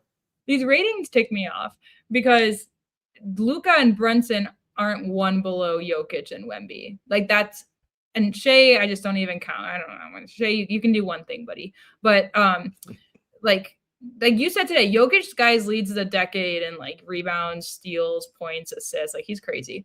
But anyways, the steals part is crazy, bro, because he's known to not be a good defender. Jokic leads the decade in steals. That's crazy work. Anyways, and I am a little sensitive because he's on one of my teams, but like I think for me, what sticks out is Anthony and Cade should be tied. Agreed. Because Ant is obviously a great shooter, especially for perimeter. Yeah, he is. But Cade is a better, well-rounded player. Mm-hmm. And he's also a good shooter. Like I'm pretty sure I have to bring up their averages, but it's also just like their usage and where they're at. Cade started to get hot from 3 later on, but he's mostly driving to the basket. Ant also gets to the free throw line more than Cade does. Mm-hmm. I don't like the Brunson either. Again, it's like I'm not mad at it. Like I'm not mad at it either. If he was 1 above Cade, but 2 above Cade. Okay. Again. Yeah, because he's not as good as Luka. No, and he's not 1 below Jokic. Are you kidding? Yeah. He's not 1 below Wemby. That's fair. Stop it. They're giving him the championship. I don't see not even 1 below Shea. Like Brunson is known for his midi, but Shea's is better. Yeah. So he's not better than Giannis either. So just saying. I don't even know why Giannis is up there right now. He didn't even play last year. How do we know? You still got to give it to him. I know, but for me, I guess that's like kind of like Curry because he's obviously one of the best shooters ever. Okay. Yeah. Again, guys, I don't know the video game and I don't care. KD 93, I don't know, bro. Defense been lacking big time. I was happy that Cade got above KD. Yeah, but again, he deserves to be 95. Like it should be those two at 93, and then Cade and Ant at 95. 95. Even put Curry and KD, or not KD, but 94 and Mook. Yeah, 95 for Cade for sure. I'll accept Brunson a little bit more, but again, I just struggle with this because there are 1, 2, 3 players on this top 10. No, there's 2 players that play 2 ways. There's 2. Cade and Wemby. Yeah. I think Ant plays 2 ways. Yeah, I think Ant plays maybe not at the level because he has to do something. Well, no, because Cade does too. Can't even say that. Brunson's assist rate did go up in the playoffs a lot. That's a fact. And that's I think what helped them win is that they came together then. But again, I think that's why but like Jokic does assists and points. Shea just does points. Wemby does points and defense. Luka does points and assists.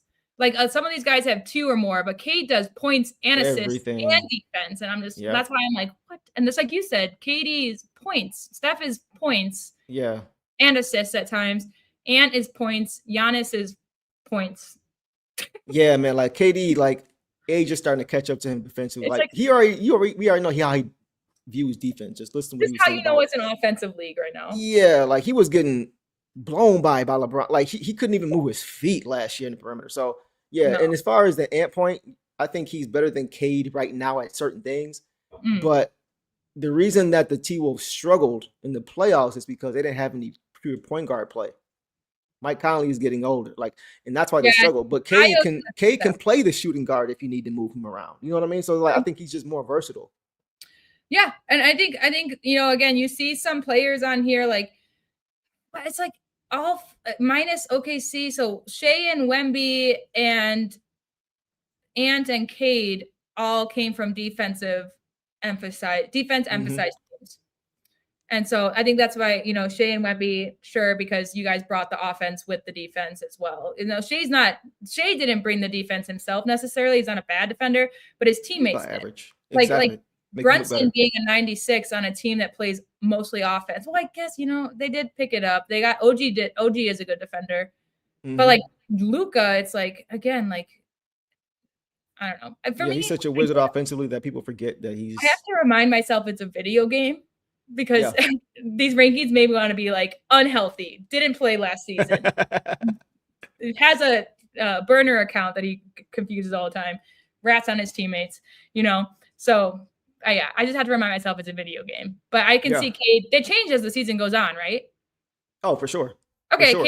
Cade's gonna be a 96. 96 by the end of the year. Okay. And Okay. Ant's gonna actually Ant could stay up. I'll say Giannis 95. down. Honestly, I want to see what happens to Ant with LaMelo at the point guard spot. That's going to be interesting.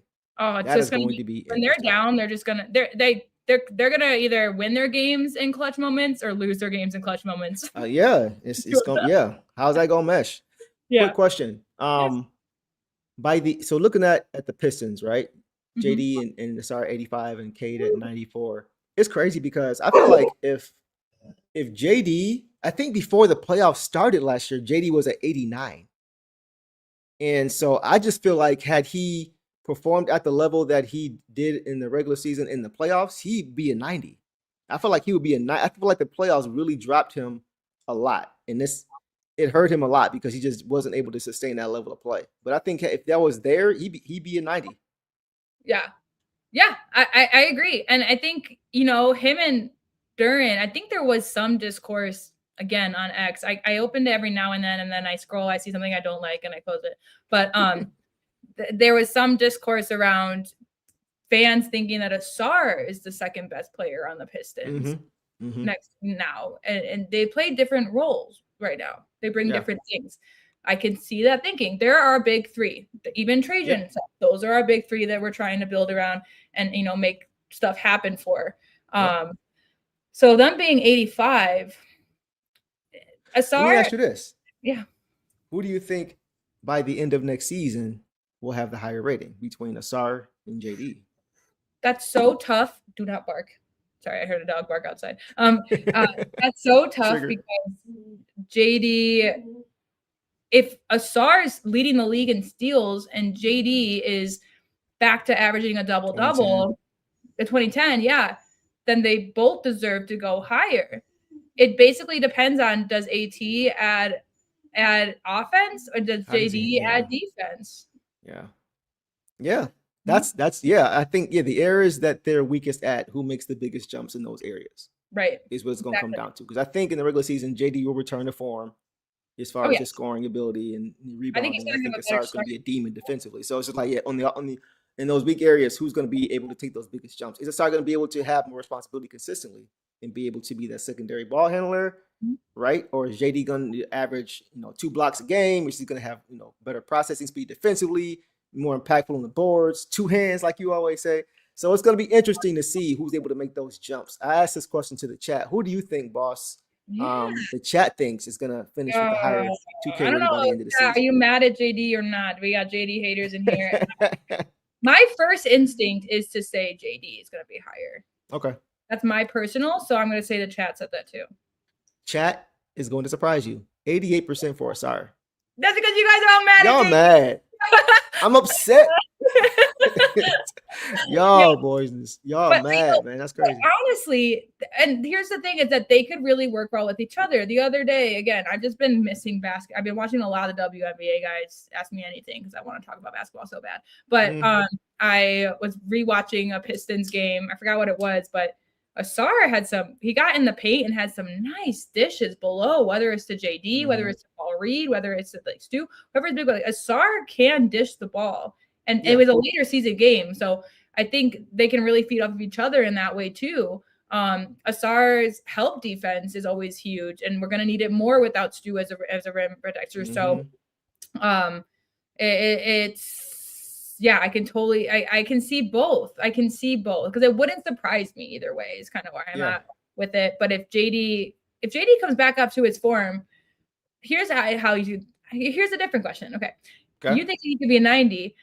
He ended the season at 89 last year. Does Asar get to 89 this year? Because I think JD, if he goes to his form, he's back up to 89 pretty quickly. I think JD's going to end the season. It's so hard, man. I'm going to say JD finishes with a 90 and Asar finishes with an 89 to finish the season. Right. Well, because look at that list. I just said it. There's no defender on that list. Other than Cade and Wemby, but they have they also are their highest, I don't know if Wemby was their highest scorer. I think it was Castle actually, but they have to bring offense to be in the top 10. So Asar being in the top 10 would be hard. But I also don't think Amen gets to the top 10, even though he's a better offensive player without having a star level defense. So Yeah, for sure. Yeah, and I like some of these comments you guys are saying here too. I saw this reference, Zion. I see you, bro. Y'all know what y'all talking about. Let's see. Devin says, honestly speaking, the more and more I think about it, AT is better than JD, and I think AT is more important to this team. I think the second part I agree with more than the first part. I don't know yet who's better between those two, who will be. But as far as fit, as far as defensively, as far as being the defensive backbone, as far as being Tasmanian Thompson for the Detroit Pistons team, you can't get any more of what you need from one individual player than you're getting from Asar Thompson defensively for this team. You just won't find it anywhere else in the league. You won't. Unless maybe Wemby, maybe. But after that, it's Asar. And maybe even still Asar. So, but also, there was another comment I wanted to get to too. Okay.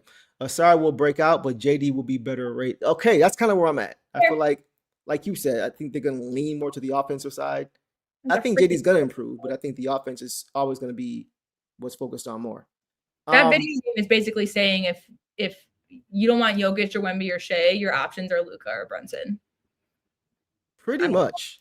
No, pretty much. That's true. Like that's the rating. It's just be like, oh, who's the second best player compared to Nikola Jokic? It's Jalen Brunson. Guys. Yeah, nah.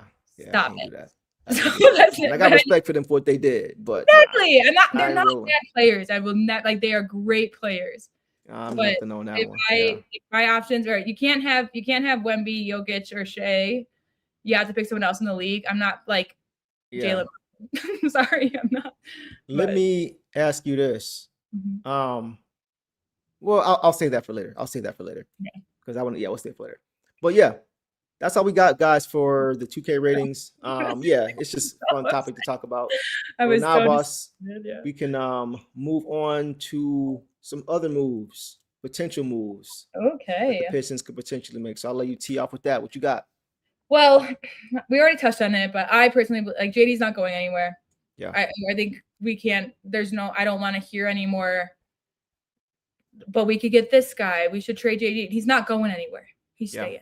Yep. So I also think we looked it up. I think once you trade for a player, like so, for example, Gary Harris, we brought in. I don't think we signed him to anything. And it's same with Prince. There's a 60-day. I thought it was 3 months. I think it's 3 months if you sign them to a contract. But it's 60 days before you can involve them in a trade that's that involves another player. Picks, involves money. You can trade them straight up right now, 1 for 1. But so I think that's what's going on in the NBA in general right now. Like we saw the Lakers in one day just bring in a bunch of guys. Yeah. We brought in these guys. We have a 16-man roster right now. And I think that 60 days will be, if it was early July, then it'll be early September. And then we'll see some other moves. So I think it very well could be that this is what we roll with and we just waive. Like Gary Harris. That's who I'm just using him because that's truly who I think we will get rid of. But so with that, keep them for 60 days. And that's what just real quick. That's me, not only for us, but I think that's why we're seeing that across the NBA is because people brought like this, the Hornets have 15 players. Like you got to wait. And I think that's just what's going on right now. And so there'll be a lot of moves in September more so. Yeah, you're right. And that's like, you think about the roster right now, we have 16 players in 15 slots. So a 1 for 1 wouldn't do anything anyway, because we still be over the limit. And you mentioned Gary Harris, who was brought in along with Taurean Prince, on July 7th.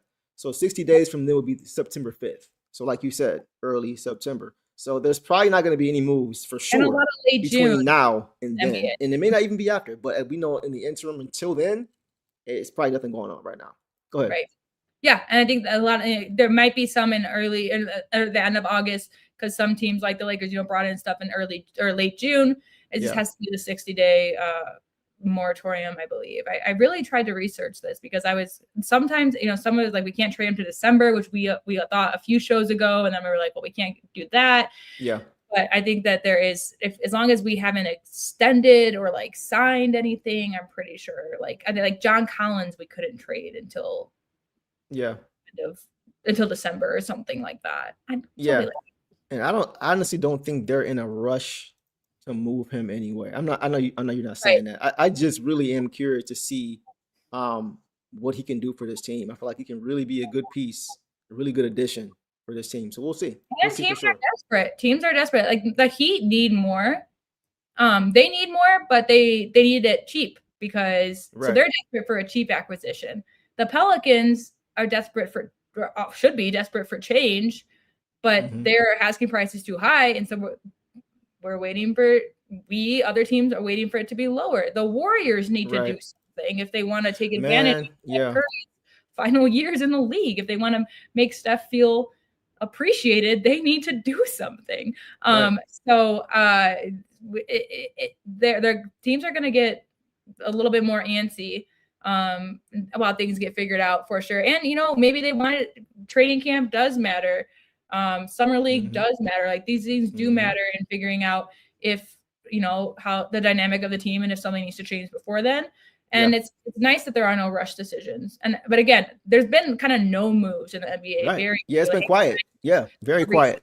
Suns. Trenton Wofford he went to the Pels. So now I wonder how many they have.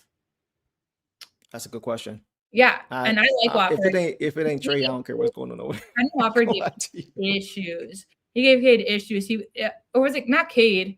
We played them last year in Philly, and I liked him. Yeah, he's a young guy, so I think it's a good pick up for the Pels. But again, it very little minuscule moves right now. Yeah, and I know it's not over. Is something huge going to happen? I think that already happened, but other things will happen. Yeah, so. For sure. All right. Chat, I've just launched another question. This is kind of a off the cuff, boss, but I wanted to ask it because this was asked in our group chat. Make sure you guys go check that out if you want to join our group chat on IG. We'll put the link in the description. But this question, boss, we can spend on just a minute on it. Came from our guy Ryan Kelly. He says, "Who will be the Pistons' second leading scorer? Will it be Jalen Duren? Will it be John Collins? Will it be Dennis Jenkins? Will it be Isaiah Joe?" I think those were the four options we had, or that he made in the poll. So we'll chat. We'll let you guys have at that for a minute. But boss, if you had to guess today, right, 2 months out, who would you say would be the second leading scorer? I voted in that chat, and in our chat, you can do multiple selections. So I did that. Oh, you did more than one? Yeah. I kind of cheated between two because I think it's fair. I think it's JD or John Collins. And I know that might surprise some people, but Tobias was our third leading scorer last year. Good point.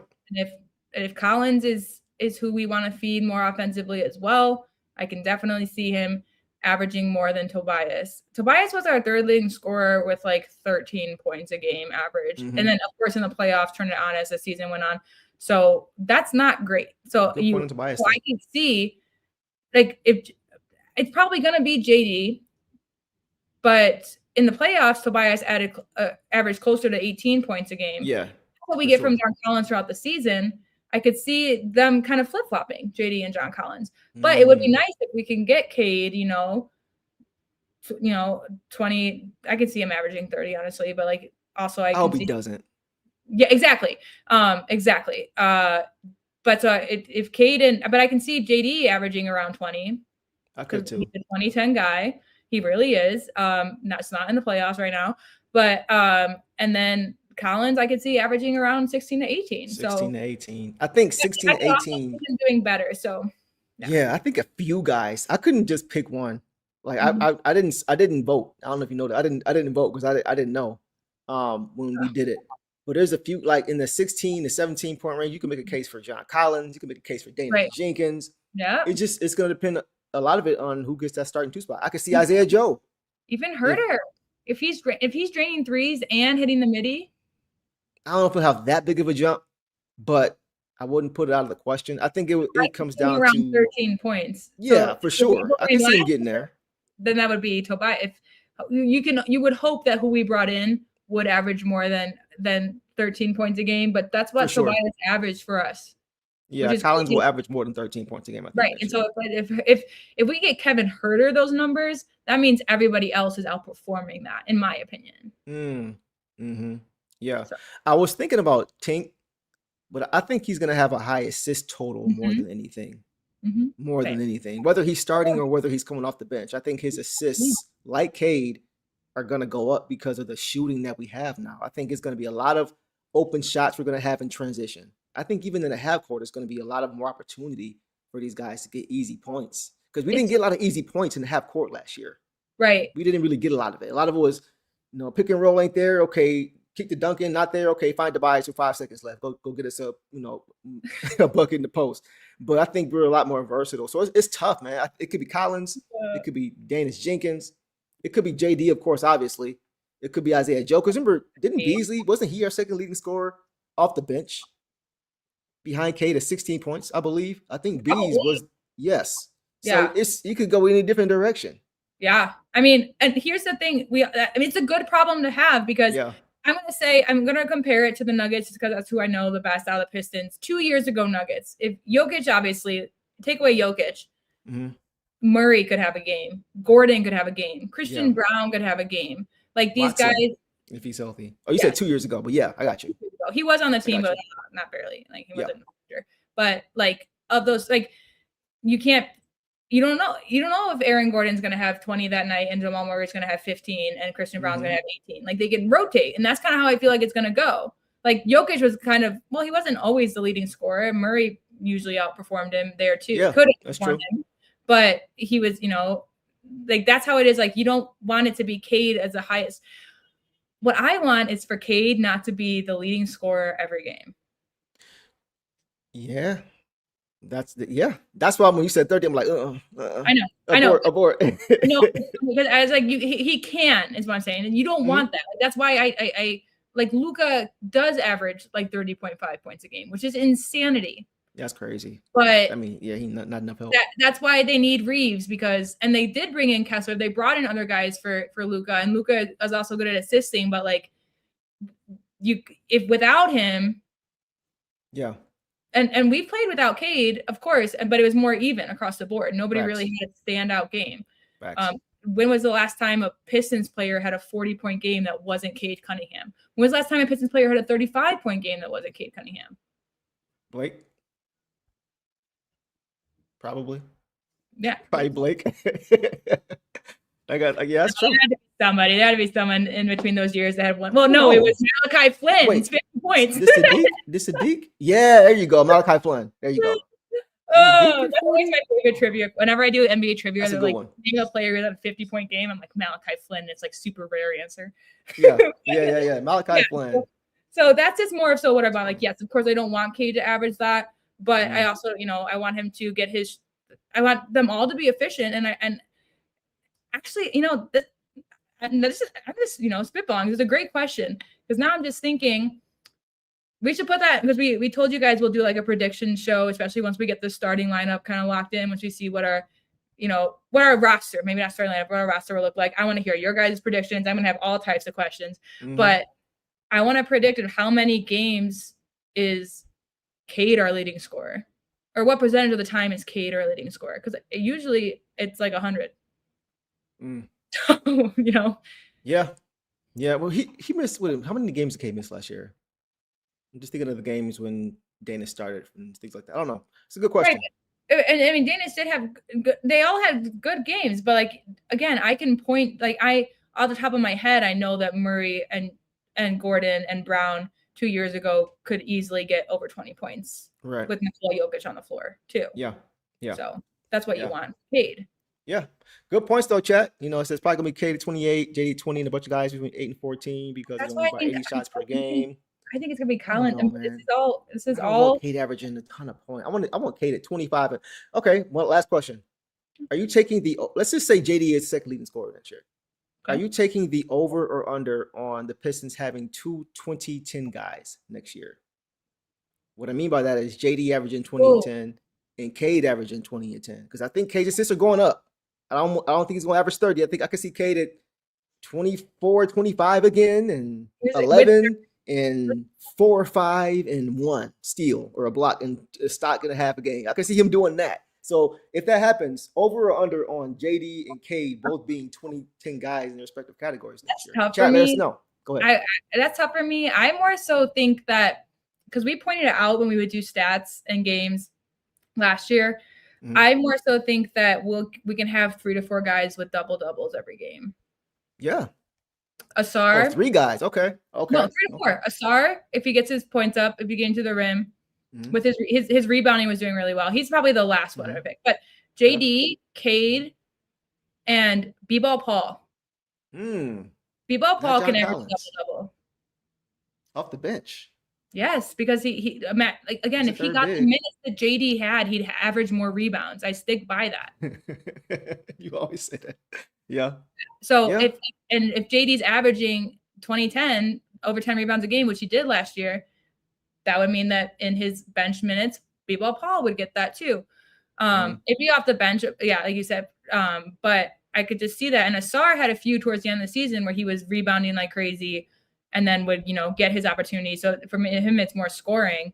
Yeah. And then I can also see Dane is having more double-double games for sure with his assists and getting there. So I think that more consistently we'll have 3 guys every game get a double-double or close to a double-double. That'd be crazy. Yeah. That'd be crazy. Talk Very about possible. balance. Yeah. Talk about balance. That's why I asked a question earlier about did our bench get better? Did we get right? And it's not, I'm not looking for the 60-10-10 or a 30-20-20 like Jokic is putting out. But a 25 and 10 from Cade, a 20 and 10 from 10 assists from Cade, a 20 and 10 rebounds from Duren, a 12 and 10 from Paul Reed. Gotcha. Sort of thing. John Collins in the mix too, maybe 15 and 8, 14 and 8. Yeah, maybe closer to 8 or 9 for Asar, like a 12 and 8 from Asar would be huge. And then Jenkins could even be, 12 points, 10 assists. Whatever's left. Like everything that's left. Yeah. So it's fun to think about, man. It's fun to think about for sure. This team is deep. I know we're not, and we're still not a finished product. We're all the things we've said, and we're still kind of feeling like, we're not quite. That's a great sign. Yeah. Definitely. Like some teams won't be as good as a lot of teams won't be as good as we are by the end of next year, just based on how we are right now. Right. So imagine if and when that move comes, which I think is going to come. I think Trajan's just chilling and waiting. So anyway, I'm really excited about the depth of this team for sure. Go ahead. There's going to be some balance. Damian Lillard's returning to the league. Hallie's back. Fred VanVleet's back. It'll be curious to see how injuries impact teams this season. Of course, you don't ever wish for an injury, but it happens. The Houston Rockets are able to make it far without that. You mean Reed Shepherd ain't starting next year? Oh, Reed.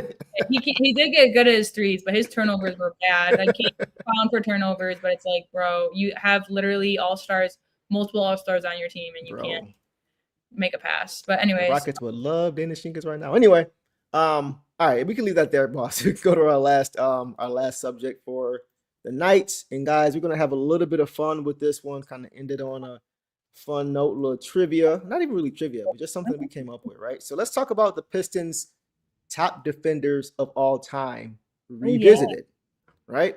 Pistons top 10 defenders of all time. So last season, guys, around this time, if you guys remember, I came up with my all-time Pistons top 10 defenders rankings. And I'm just going to throw it on screen so you guys can see it for anybody who wasn't here for that. But if you guys remember, I had Asar Thompson, as you see, at 8. And a lot of people were saying it was too soon. I got a lot of pushback on that. So he didn't have enough moments. He hasn't played enough years. But I think most now would agree with me that he's already a top 10 Pistons defender ever, because I think he's approaching already the status of being a top NBA defender ever already. And I think last season kind of solidified that to be the case. So here's my question. After last season, would you currently keep Asar where he is, drop him, or move him higher on this list? Let's just run through it. We got at number 10, we got John Sally. Number 9, we got our dog, friend of the show, Lindsey Hunter. At 8, I had Asar. I'm gonna say I, because boss didn't chime in on these, so I'm not gonna be co-responsible. But I had Stu at 7. I had Rick Mahorn at 6. I had Bill and Beer at 5. I had Tayshaun Prince at 4.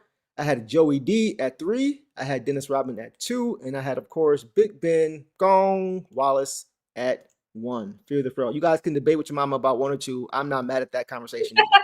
But these are my rankings from last year. I actually had to update this because I'm looking at this list now. Like maybe a couple guys should probably move up. But boss, after last season, where would you place Asar Thompson on this list?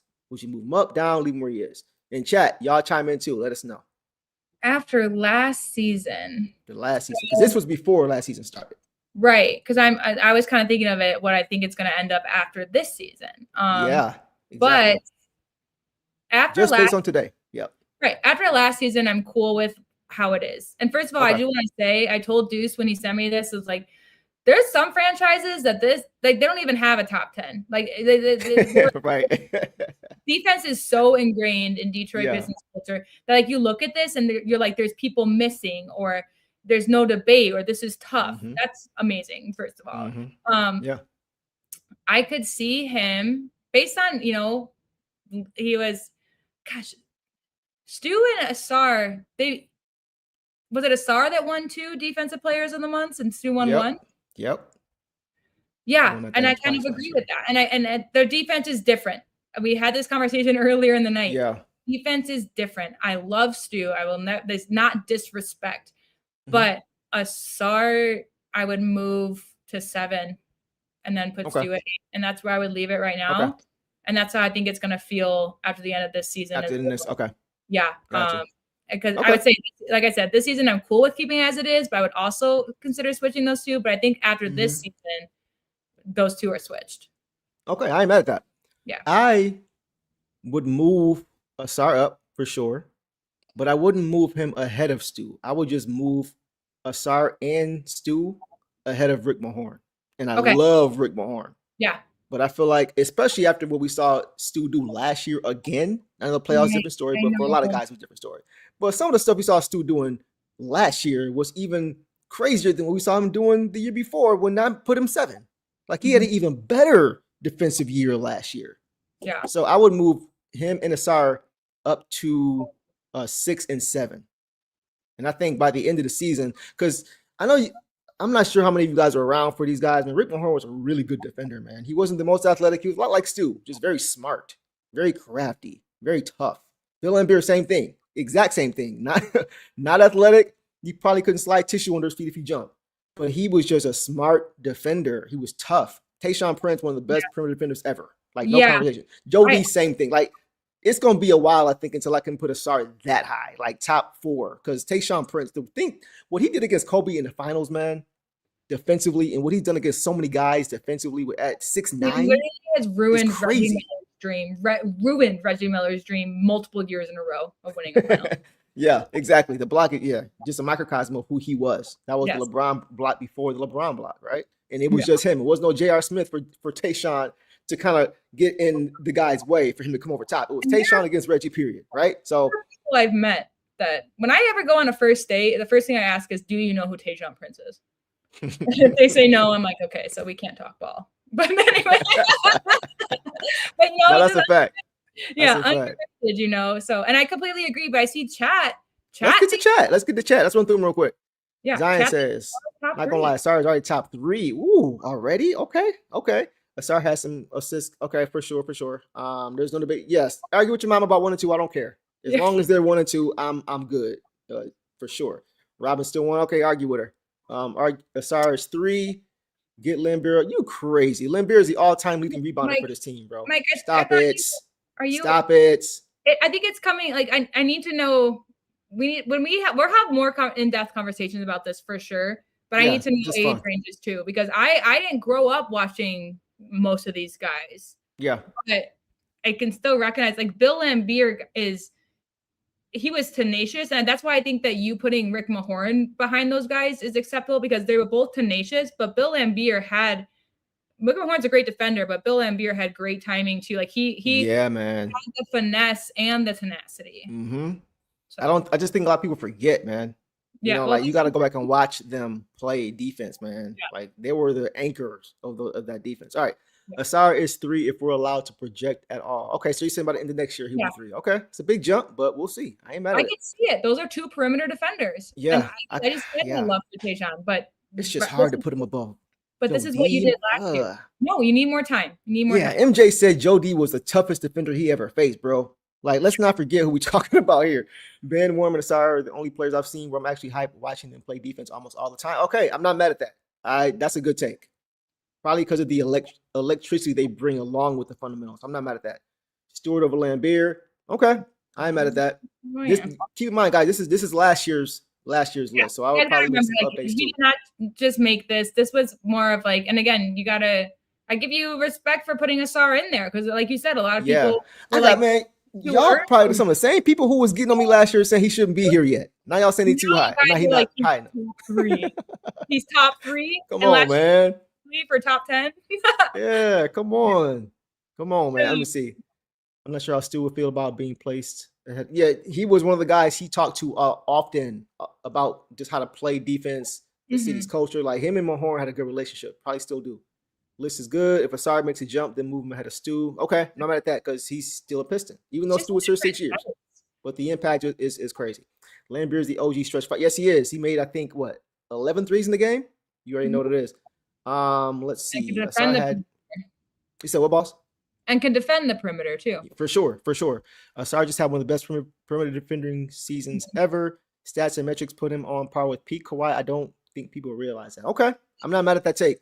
I wouldn't. Yeah, listen, y'all know how I feel about Asar Thompson, man. So it's just gonna take. Like I'm looking at the guys too who are ahead of him. I'm like, these guys won chips. These guys won championships, right? So that has to factor for something as well, right? Move him ahead of Stu. Okay. Go for a few more. Prince over Asar is a joke. Tell me why. They're basically the same. Tell me why. That Prince also. Yeah, just tell me why. No lower than 3-4 already. Okay. All right. So yeah, y'all get it, man. The Reggie block was insane. I could see Asar low key making that same block though. I can't even lie. I can see it. I can see Asar doing the same thing, bro. I gotta be real. It's hard. It's hard because different types. Like Ben and Tajon, completely different types of defenders. Ben and Stu, more similar. Asar and Tajon, way more similar. Mahorn and Bill Lambeer, similar. Right. Lindsey Hunter and Jody, similar. But different from Ben. It's hard. Yep. Yeah. Yep. Okay. That's all we got, guys. Thought we have a little fun with that one. Yeah. But yeah, that was cool. That was cool. We're gonna have a lot more content like this in the off season, guys. For us to kind of get our brains juices flowing and stuff like that. Yo, Tobias Harris over. I can't even say it no more. Brooklyn, we need to talk about the Chiefs. You said got to talk about what? The Chiefs. Man, hey, let me see if you want to come on real quick. Offensive lineman's Let me see if you want to come on real quick. Hold on. I thought of you, Brooklyn, the minute I saw that Mahomes throw that bounced off that guy's back. I saw that too. Oh, he got to let us know the temperature. He got something to know the temperature. I'm not sure if he's doing anything, but I'm gonna just shoot it to him real quick and see if you want to pop on and talk about it. But yeah, bro, if you got a minute you want to hop on, let us know. We'll make a little extra few more minutes for you. But if not, it's all good. Let's see. And I'm with it. Hey, I just sent you the link, bro. If you're trying to come on. But back to the list real quick though. Like this list is just like it's so hard. But like you said, it's just nice to have so many defenders that we can actually say are worth having a list. Because there's a lot of teams, man. It's like you can't even probably name those guys. You could rearrange some of these and be like, that's the right list, and then rearrange them again and be like, that's the right list. Like it all depends, and it's all like I was thinking about some of the things that I find the most exciting in the NBA. Chase down blocks is one of them. Yeah. Pulling the chair on someone. I love. Oh yeah, that was Mahorn all day long. Yeah, he invented that. 80% of defense. Yeah. Bank shots I've always loved, but like again, like some people don't like the there's different things that, defense is a little more subjective too. Like I think Wu is a great defender. Absolutely. We didn't talk about him. Akeem thinks that Wu doesn't do anything for this team. So I gotta school him, man, because sometimes he get his favorites, man. But Ben and Stu had a way of blocking that would hype up the crowd and change momentum. But then Asar, Tajon's taste down blocks, insanity. Just his perimeter defense, man. He was just he had a 7-foot wingspan at 6'8", Like he was just able to cover so much ground, and he can move his feet for like. He could kind of compare him to a Jaden McDaniels in the sense of today, as far as just being, because I think McDaniels is 6'10", right? But he moves his feet. You see him guarding a lot of small guards. Like he gave Jamal Murray trouble just because he's so long and he can move his feet. So like things like that are important. Replace Stu with Sheed. I don't, but I could. Nah, I don't think by the time he got here, he would. Nah, maybe if you want to include Portland, Fair. when he was prime athletically. Yeah, But I wouldn't say he we gave can. guys issues and he stayed in front of them. Again, it's subjective. Like you could say that nobody wanted to post up Rasheed Wallace. Yeah. So Right. presence alone. And it's also a little bit tough because it is only defense, but like Tayshaun could do more. So it's like, because sometimes when it's only defense is tough. It's subjective. It's good. It's a good one. It's a good one. It's a good conversation, man. I have to make my own list as well. You sure was 7'2"? I think he had a 7-foot wingspan, bro. I gotta double check. I'm pretty sure he had a 7-foot wingspan. But He was 6'9". Asar's elevation is insane. Yeah, like his athleticism is above anybody on this list. Somebody mentioned it earlier. And that includes Dennis Rodman, which is crazy. Yeah, someone mentioned it earlier. Hallie just talked about how he loves watching. Yeah. Thompson twins. He said he loves playing against them, which also, but like Hallie, you were gone last year, and so you played Asar Thompson for half a season, basically. Yeah. But if he with him, you don't need to see a lot. Like you can just look, you can just see how much of a game breaker he can be. He was on the bench. He's still watching these guys, but he talked about particularly playing them and how he dreads it too. Yeah, he's in for a wake up call for both of those guys, and because they are similar, but they are different completely. I do think Asar is the better defender. Brooklyn, check your IG, your DM. Great defender, but I just want to point that out because LeBron, the beginning of last year, said that they're superhuman, they're aliens. Yeah, aliens. Yeah, when we got an alien already, right. So they're getting more respect, and it's funny because they didn't get a lot of Asar got no respect. I have a video on my phone of a Pistons Nuggets game, and a Nuggets fan behind me was yelling at Asar like, "Your twin's better, your brother's better." This was like last year, and like that was the whole thing. Is like Amen as far is way better than Asar, even though he had a blood clot, all this stuff. But now Asar is ahead of him. And they don't want to, they definitely want to battle each other. Of course. They love that friendly competition in a healthy way. But both of them are good and they're different. But the way Asar is playing and the full healthy offseason again, being able to play a full season compared to last year, it's just going to do wonders for him. So. That's a fact. Yeesh. Yo, Hello. Tobias Harris over me. Over me. No more, bro. Gone, bro. Over me. I gotta move over. I don't know how y'all got this set up. There we go. There you go. All right. There you go. Everybody, welcome to the platform. Welcome to the show. Brooke, what's going on, my dog? How you feeling? What's good, gang? We chilling, man. Same thing. Out here lifting these weights. Trying to, you know. You got a little home theater over there, bro? A little home gym over there? Yeah, I got a little something, Hey, you been eating that casserole every day, bro? Nah. I gave that up. I'm not gonna lie to you, Sarah. I'm sorry, but right now is the. It's been an inside joke. Yo, for real. I promised them I wouldn't ever make them casserole, never. Nah, never. You want to do that? What's your go-to? What you do? Oh, I made good buffalo chicken dip.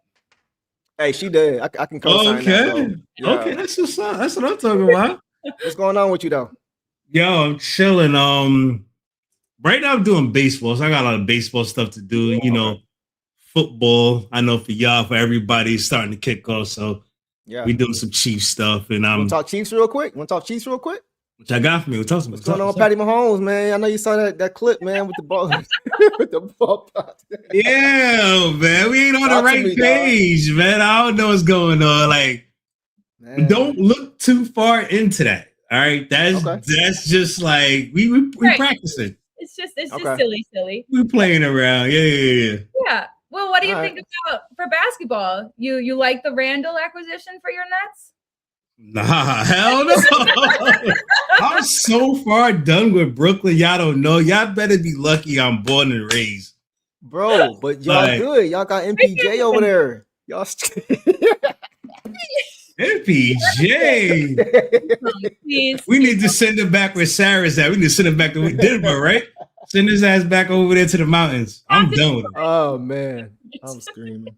Terrible, bro. He's terrible. I'm- He's terrible. No, I Like, yeah, that's Any Go nut? ahead. Huh? Any nut you excited about? No. nobody. Nah, we a wash. We always a wash.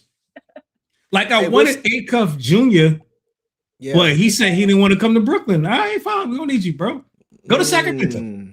Yeah, Right. Have fun. Have fun. two terrible choices. That's honestly. a fact. What's the temperature in New York, bro, after this championship, man? You know we over here salty. Yo, I know. When we wanted the first team in city, I thought about it was y'all.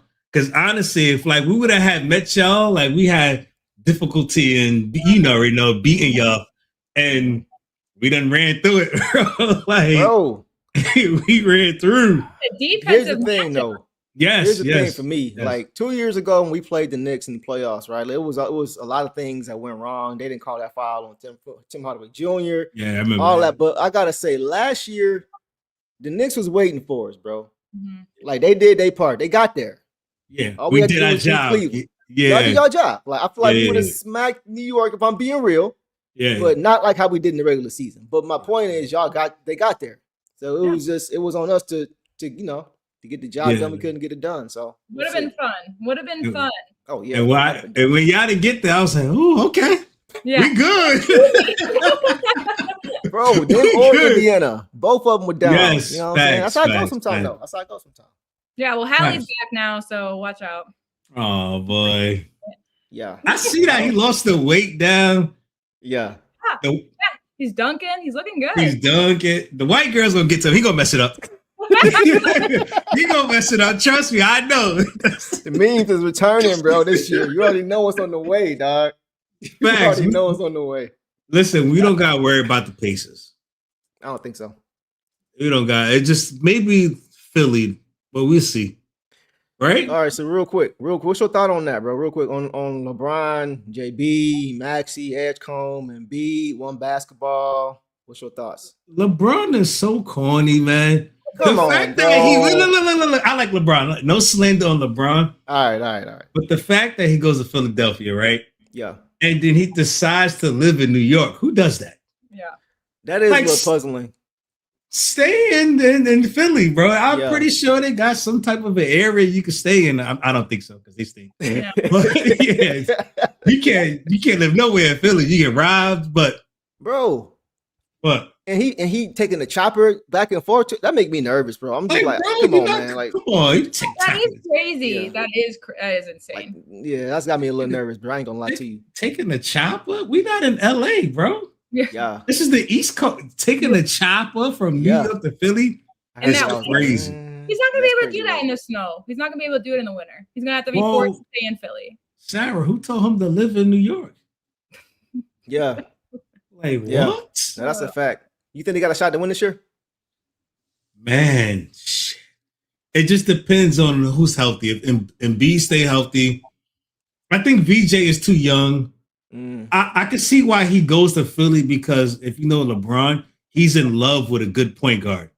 The reason why he doesn't go home because he got people that was in the Cavs organization there in Philly. So that's why he goes to Philly. Because you got a point guard. James Harden? Nah, he don't want to see him again. So Exactly. he's even good. That wouldn't I fit, know, bro. but for some weird reason, they That say wouldn't he's still fit. gonna be there. Like Right. ain't nobody else gonna sign him. He's gonna be there for sure. Yeah.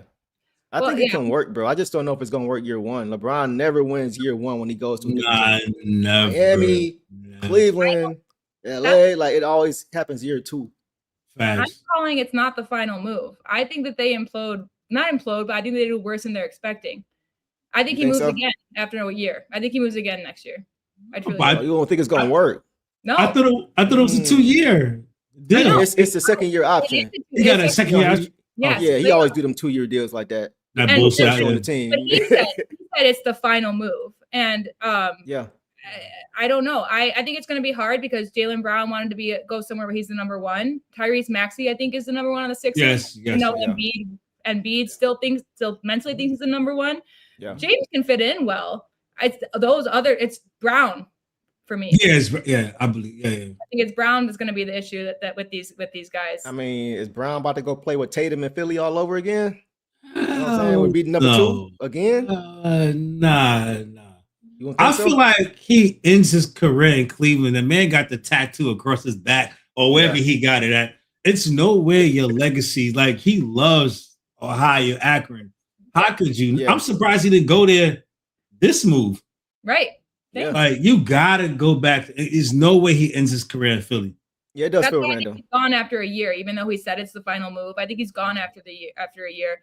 And also, I think Cleveland. I think that's part of why they're debating Harden's contract right now. Yeah. And they paid Okay, got you. Harden 1 year, then Yeah, James can come back. Harden don't He's fit with John, bro. Too ball dominant. Yeah, he's too bald than James. You know he. Yeah, he ball Yeah, watching. you gotta look. He don't play no defense, so LeBron will probably kill him over there. Yeah. Well, look, man. I know you about to get busy, so we about to get out of here too. I caught you the last second. Appreciate you showing up, my dog. Hey, make sure y'all go follow our dog Brooklyn, man. Has some of the most hilarious content on YouTube, watch back videos. So make sure y'all go check him out for sure. So appreciate you pulling up, my dog. Anything else you want to get out there, bro? Anytime you on, just hit me. Just hit me anytime you on, and hit me early. I pop in. Okay, for sure. And I got you. I chop it up with you a little bit longer. I know every time I pull up, there's a portion of your time, but it's all good. It's all good. I know y'all busy. Sarah gotta go back there. She got to cook up. I know. Yeah, I know. She might.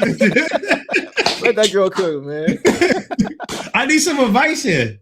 Well, we talk about Sarah. We talk later. Yeah, we talk later. That's a members only segment right there. You know what I'm saying? She about to drop the advice for everybody. You know what I'm saying? Gonna help Brooklyn out a little bit. You know what I'm saying? Members only video. YouTube members only video for sure. I gotta pay for that one. Get Sarah advice. Awesome advice. All right, y'all. We're gonna call it, man. We're gonna call it tonight, man. But we appreciate y'all showing up for sure. Make sure y'all tap in with Brooklyn on YouTube and Instagram as well. Yeah. Make sure you guys tapped in with the Downtown Deuce and Boss channel as well, man. So y'all have a great night, and y'all know the drill, man. Detroit versus everybody. In New York sometime. Just because Brooklyn's there. Peace. Appreciate you. Yes, sir. Welcome to the Dog Pound. Yeah. I'm scared of these damn Pistons. I'm very concerned. Screaming, cheer it. Yeah, I cry loud, cause I see the guy now. We off the leash, and we not coming in peace. This is Detroit when we step on the court. Be afraid when you see the motorcade, watch below. When you see us soaring, dealing direct. Pick your poison, all gonna walk when Dana's a song. Be afraid.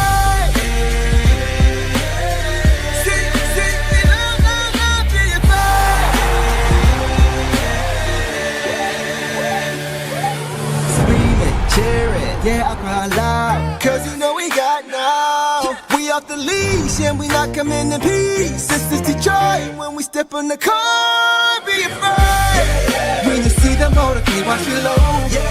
When you see us soaring, dealing direct. Pick your poison, all gonna walk with them Highlander song. Be afraid.